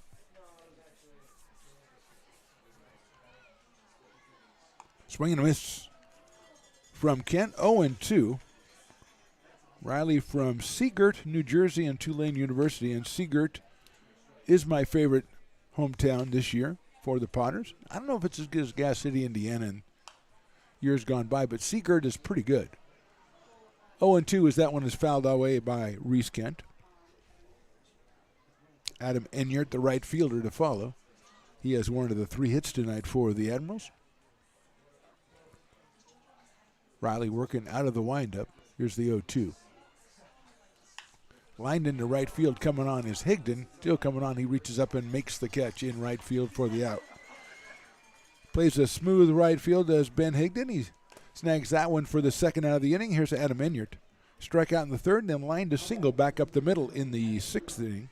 So Adam is 1 for 2. He came in at .259, picked up the save in the game on Tuesday night. Pitching the 9th inning. Fastball is in there for a strike at 87 from Colin Riley. 0-1.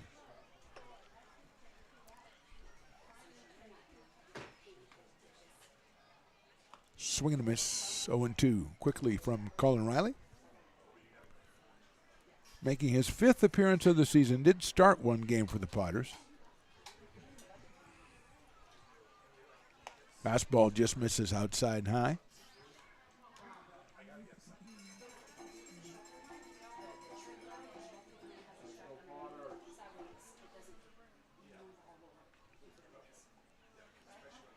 That's in the dirt, 2-2.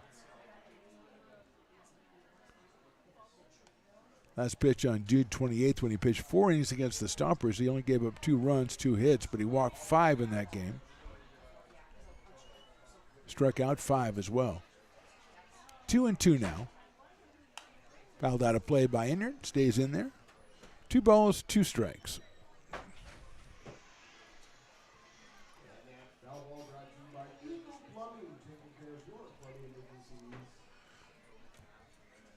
Blake Schaff, the number 9 hitter on deck. Swing and miss. Got him on strikes. Good inning for Colin Riley. 1-2-3. We go to the bottom of the 8th. Potters up big. Have you ever wondered, what is CMN? I thought so. Let me help. CMN stands for Children's Miracle Network, a non-profit organization that raises money for children's hospitals. Locally, UC Davis Children's Hospital is your CMN hospital, the only one in our area. It is a nationally ranked comprehensive children's hospital that provides the highest quality of care to pediatric patients like me. How is this level of care possible? With help from CMN donations. CMN teamed with corporate partners and community donors to fundraise for things like equipment, research, and patient care. All money raised locally during campaigns like this stays local to support children treated at UC Davis Children's Hospital. Sick and injured kids can't wait to get the care they need. And thanks to generous donors, partners, and fundraisers like you, we don't have to. Please give wherever you see the Miracle Balloon, and thank you for supporting CMN at UC Davis. Lincoln Potters Baseball. Come on out and join in the fun. Eric Diaz Jr., the new pitcher for the Admirals. He is their 7th pitcher tonight. He will face, it looks like, pinch hitter Justin Still to open up the inning, and then Luke Lavin and Ben Romano would follow Justin Still. As we are ready to throw it down, we are in the bottom of the 8th inning here from McBean Stadium. Nate Esposito goes out to coach third. JP's taking the rest of the day off. So here's Justin Still. 6'3", 220 out of Chandler, Arizona, University of New Mexico.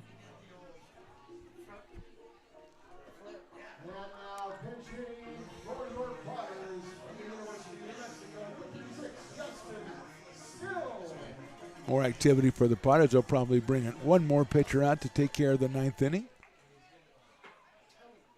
First pitch is in there for a strike from Diaz at 87. Eric pitched, I believe, in the game on Tuesday. Yes, he pitched an inning, gave up a hit. That one's down low, so it goes all the way back to the backstop. 1-1.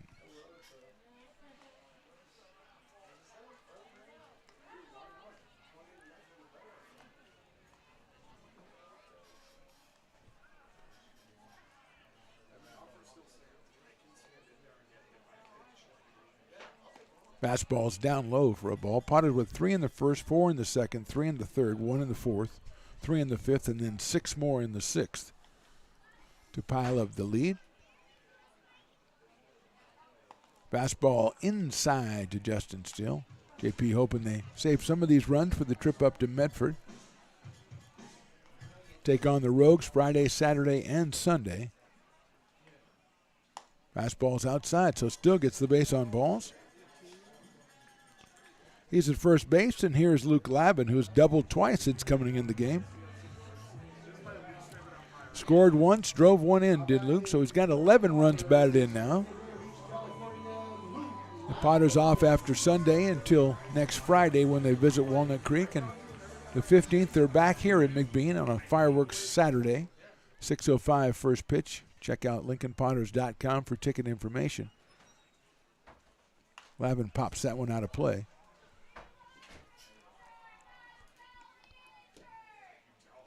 I hadn't heard that cheer in a long time. We want a pitcher, not a belly itcher. That one, I'm not saying it's a new one because I heard it back in, I don't know, about 1962, I think. But that's the last time I've heard it taken out, trotted out there. Throw back to first. They want to keep Justin Still close over there.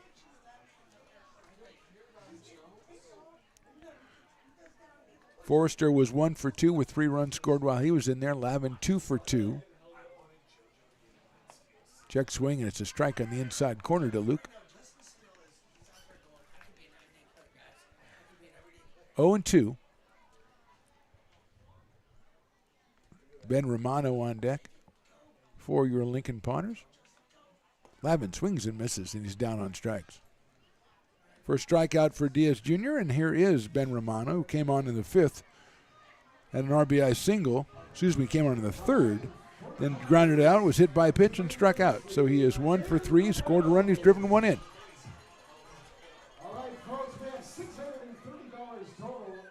Got a little 50-50 working up here. Okay, well done. Got some good coin. Let's get a winner. I'll check my ticket. I didn't buy a ticket today. Darn it. Fastball, nice looking pitch on the outside corner at 87, 0-1.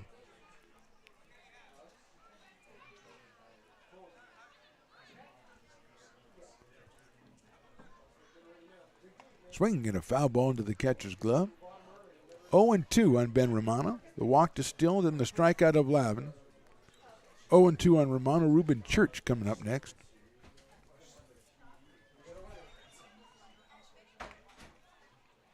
That fastball just misses. 1-2.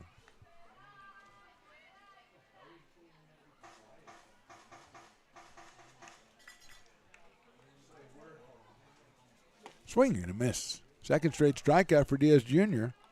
2 outs here in the 8th, and that'll bring up Ruben Church.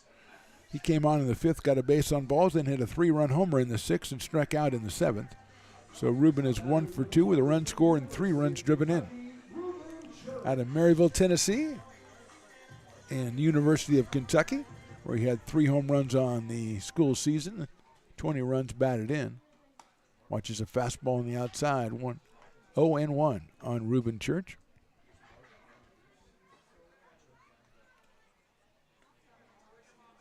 Fouled back to the screen, so it's 0-2 quickly on Rubin.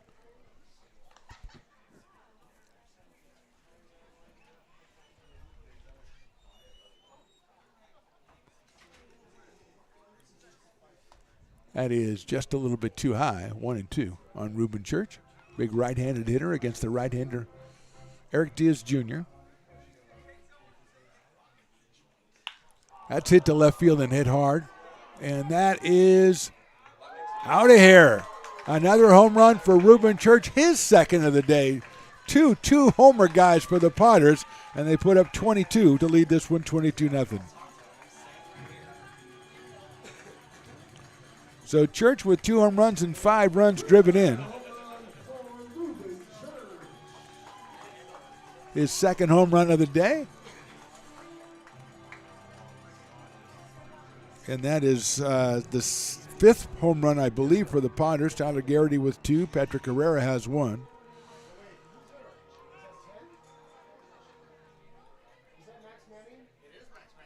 So Max Manning is going to come up and hit for Higdon.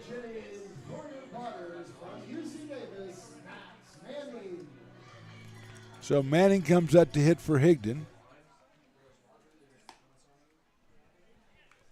Ben was 1 for 3. Had 2 runs batted in this one. And Manning takes inside, so it's 1 ball and 1 strike. Hit out toward third base. Grant with a nice diving stop, going to get it on his knees over to first, and Manning beats it out for an infield single. So Manning comes in and drills a single. He's at first base. And here's Sanchez, and all Cade has done since coming on in the 5th inning is get base hits. He's 3 for 3. 1 in the 5th, 1 in the 6th, and 1 in the 7th. Brandon Forrester started. He was 1 for 3 with 2 runs driven in. He had a 2-run double back in the 1st inning. And Sanchez with 3 singles of his own. Manning down at first, 2 runs in for the Potters here in the 8th. Fastball is outside or high or both. 1-0.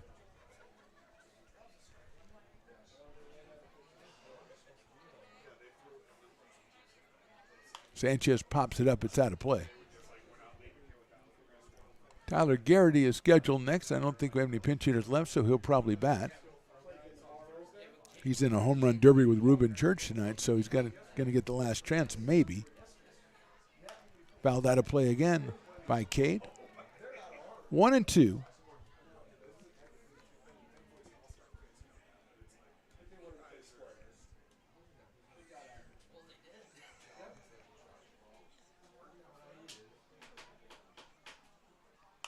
Popped up, out of play. Still 1-2 on Cade Sanchez.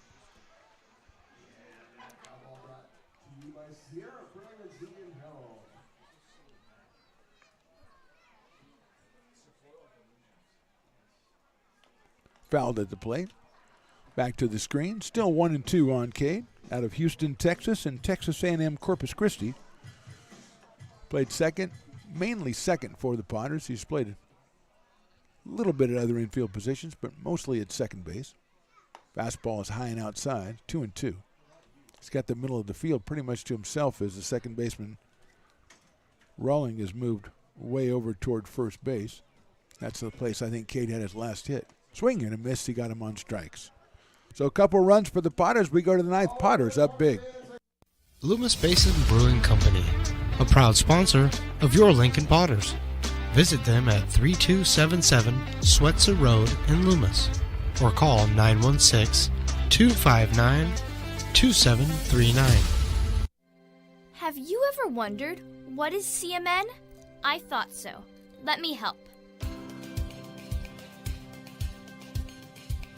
CMN stands for Children's Miracle Network, a non-profit organization that raises money for children's hospitals.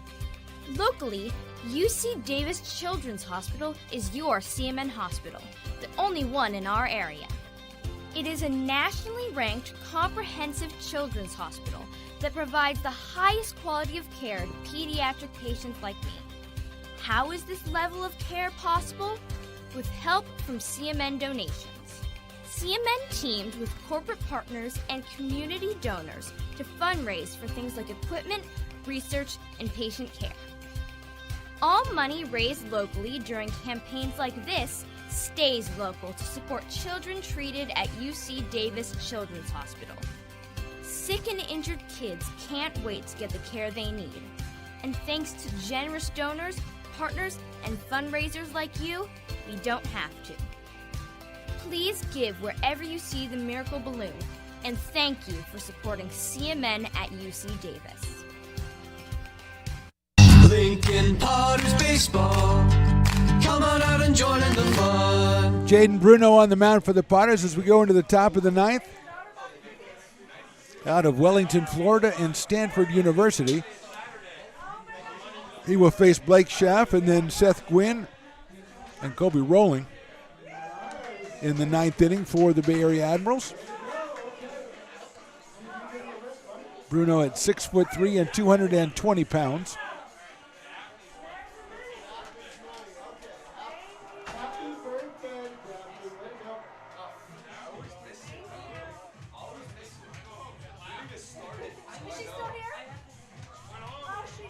Just his second appearance, Jaden Bruno. Pitched an inning last Thursday night.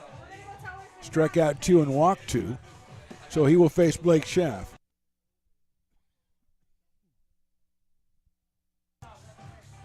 Who is singled and grounded out.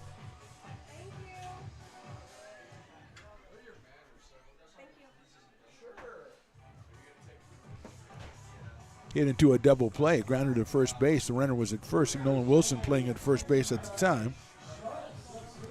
Tagged to first and went to second, and that was the double play. Really no idea who's out in the field for the Potters right now, except for Jaden Bruno. We know that. Luke Lavin is behind the plate, and that's basically all you need to know right now. 1-0 on Blake Schaff, a Georgetown commit, class of 2023. Fastball outside at 94. Cooper Robinson got up to about 94 in the first 6 innings of work as he gave up just 2 hits. Caden Hunter came in and threw an inning, gave up 1 hit, struck out 3.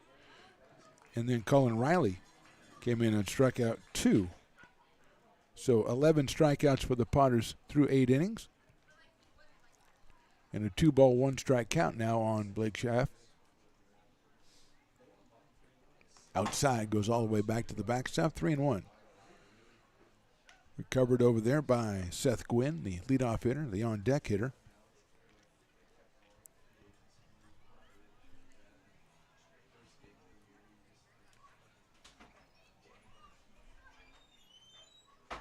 Fastball in there for a strike at 92.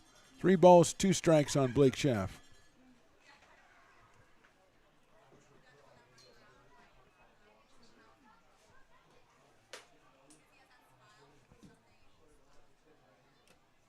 Fouled back to the screen. 92 again from Jaden Bruno.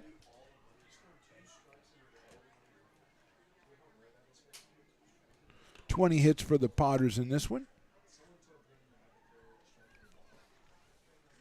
3 balls and 2 strikes, including 5 home runs. That's hit down by the dugout over there, over the dugout, or by the, used to be the Beer Here sign. It's been since removed because it was not classy enough. 3 balls and 2 strikes on Blake Schaff, opening up the top of the ninth for the Admirals. That's fouled off again. Bruno keeps throwing strikes, and Schaff keeps fouling them off.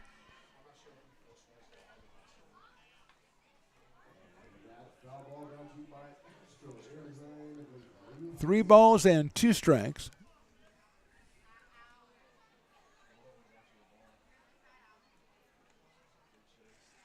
Swing and a miss. Tagged out by Luke Lavin. Got him with the off-speed pitch, did Jaden Bruno. So 1 out, and here's Seth Gwynn, who struck out 3 times tonight.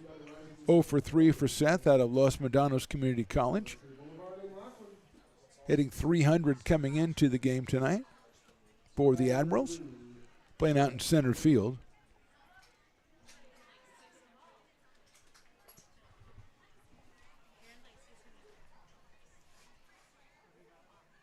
Fastball is inside, no, on the inside corner. A little bit delayed signal there.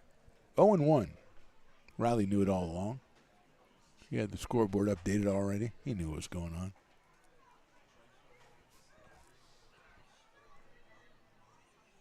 Fastball high and inside, moves back Seth Gwynn.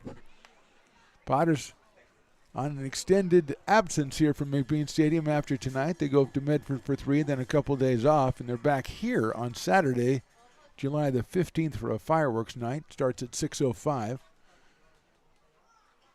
That's down low. Check LincolnPotters.com for ticket information. Because when the Potters return to action, they're going to play a bunch of games in not very many days. Just 7 home games remaining starting on the 15th. So you want to get your tickets. You want to make plans to get out here and enjoy the atmosphere. Fastball. That's in there for a strike. So I waited that time, and he came through with the delayed call. 2-2 on Seth Gwynn. Riley, the engineer, of course, knew it all the time. He is a little simpatico with the umpire. I think for some reason he does. He knows what this umpire is going to do before he does it. Swing and a miss, off-speed pitch, got him on strikes. 13th strikeout for Potters pitcher, second in a row for Jaden Bruno, showing a very effective off-speed pitch. And that brings up Kobe Rolling, who came on in the 7th inning for Garrett Santos and struck out. So he is 0 for 1 in this one.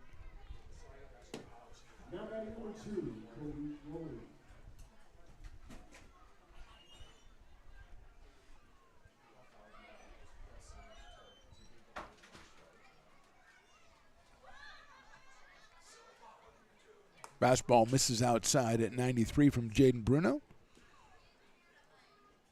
Brock Rudy, the catcher, on deck. Actually looks like might be a pinch hitter, not because I can tell, because it's a different color helmet. Fastball on that outside corner. Nice pitch by Jaden Bruno at 93. 1 ball, 1 strike on Rolling.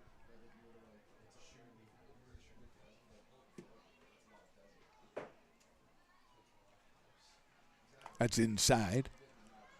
2-1. Kobe Rolling out of Vacaville, California. Who said came on for Garrett Santos back in the 7th inning. Santos was 0 for 2 with a ground out and a fly out while he was in there after going 2 for 5. Looks like Caleb Hendricks in the on-deck circle. Here's the 2-1 from Bruno. Sails high and outside. It goes all the way back to the screen. 3-1 on Kobe Rolling.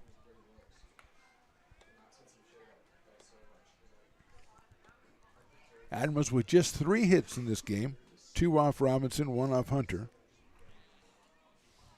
Cooper in line to get his 2nd win. Fastball is in there. Call strike 2 at 92. 3 balls, 2 strikes, and there's the last strike guy. I didn't know if he was still here. I thought he might have nodded off, but there he is. He's going to try to get the crowd going. A couple of them have responded to his charms, and now here comes some more. All right, now he's got it going. Well done, fans. Fastball's down in the dirt. So Rolling gets the base on balls. That just means he gets to come back maybe. The next hitter, Caleb Hendricks, is going to bat for Brock Rudy.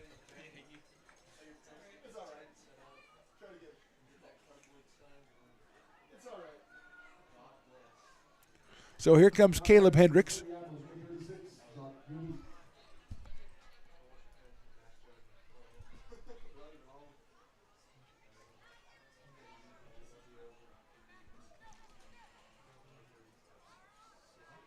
Fastball is outside.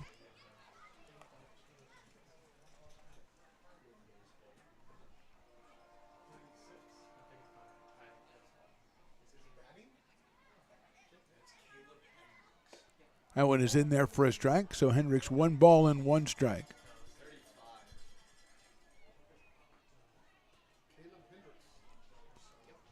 So Hendricks batting for Rudy. Brock was 1 for 3 tonight. That's fouled back to the screen. And where's the last strike guy?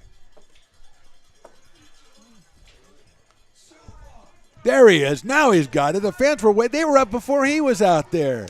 He didn't know he was still required to go out there. So Bruno is kind of like getting the drama, heightening the drama against the pinch hitter Hendricks. Here comes the 1-2. Look out. He hit him right in the back. What was that, 94? 94 in the back, hit by a pitch, and that'll bring up Jack Grant. Might be another pinch hitter, though. No, I think it's Jack Grant. As Hendricks is down at first base. At second base is Rolling. It is Jack Grant, number 9.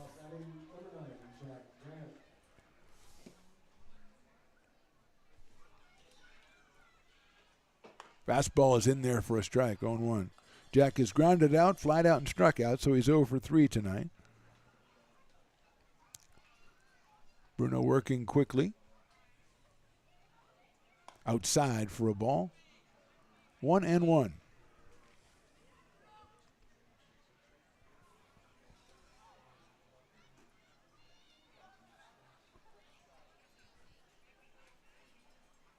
Swing and a miss, 1-2.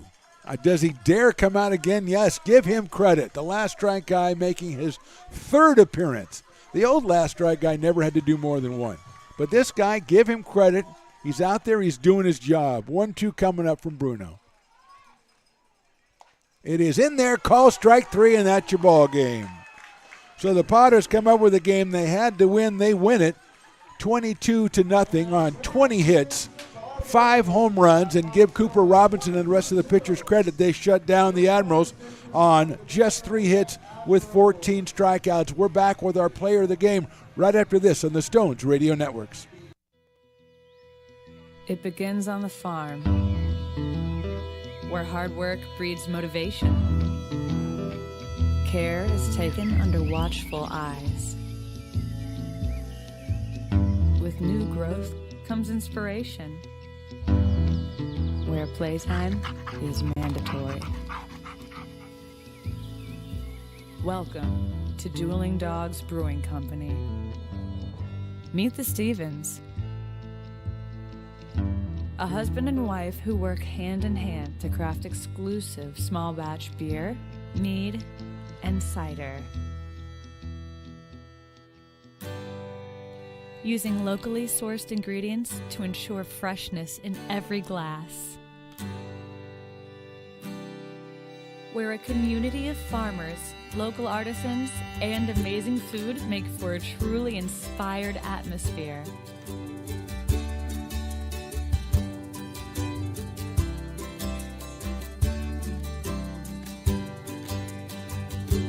At the end of the day, we know the value of hard work. The families it unites, it's in the pride we take, the stories we tell, and the best friends who are cherished. Dueling Dogs Brewing Company.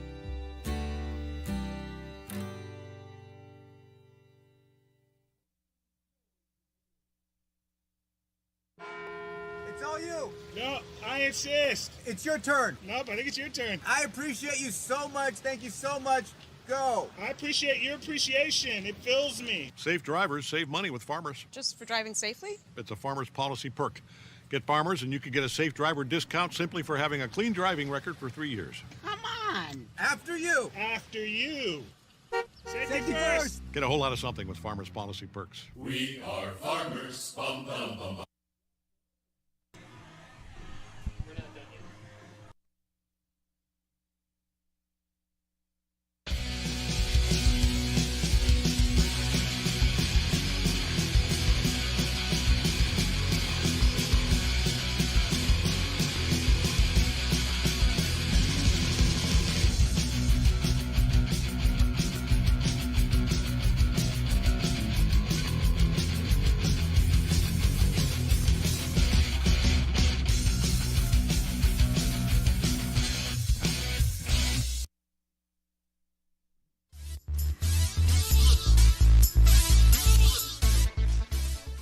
Welcome into Potter's Postgame, our player of the game, Mr. Tyler Garrity. How you doing, Tyler? Good. How are you? I call you Tyler Touch'em-all Garrity. That's my name for you now. And you know something, Tyler? Usually, if you hit 2 home runs in a game, you're pretty much guaranteed to be player of the game. But those guys made it kind of difficult for you. Mr. Church wanted to make a last he run. Hit 2. Yeah.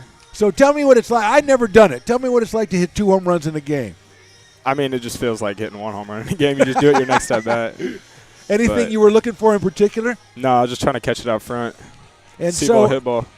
Usually, so far this summer we've seen you use your speed, defensive. Not really the home run. Haven't really seen the home run. Did you? Did you know that was coming? Is that something you've been doing? I mean, I've been planning on hitting one at some point, but. But it just took a little bit longer than you thought. So, Tyler, tell me, you guys are on the verge of taking a trip tomorrow, and then you're going to be out for a couple of days. How has the season been so far for you? It's been good for us. I mean, the people here are great. Team guys are good. I mean, love everybody here. So it's been good so far. Did you come into the summer thinking there's stuff that you wanted to particularly work on in your game? I mean, I just wanted to get some more at-bats, really. Just get some more swings? Yes, sir. And how about your coaching staff, Mr. Margin and everybody? Great people. Love them. Well, I tell you guys put on quite a show for us tonight after the loss on Tuesday. Nail biter. We wanted to see some activity, and we saw it tonight. You guys with 5 home runs, and Cooper Robinson was great. Tyler Garrity, thanks a lot for joining us. We hope to talk to you again. Continued success, my friend. Yes, sir. Thank you very much. There you go. Tyler Garrity, our player of the game. We're back with more post-game right after this on the Stones Radio Networks. Have you ever wondered, what is CMN? I thought so. Let me help. CMN stands for Children's Miracle Network, a non-profit organization that raises money for children's hospitals. Locally, UC Davis Children's Hospital is your CMN hospital, the only one in our area. It is a nationally ranked comprehensive children's hospital that provides the highest quality of care to pediatric patients like me. How is this level of care possible? With help from CMN donations. CMN teamed with corporate partners and community donors to fundraise for things like equipment, research, and patient care. All money raised locally during campaigns like this stays local to support children treated at UC Davis Children's Hospital. Sick and injured kids can't wait to get the care they need. And thanks to generous donors, partners, and fundraisers like you, we don't have to. Please give wherever you see the Miracle Balloon, and thank you for supporting CMN at UC Davis.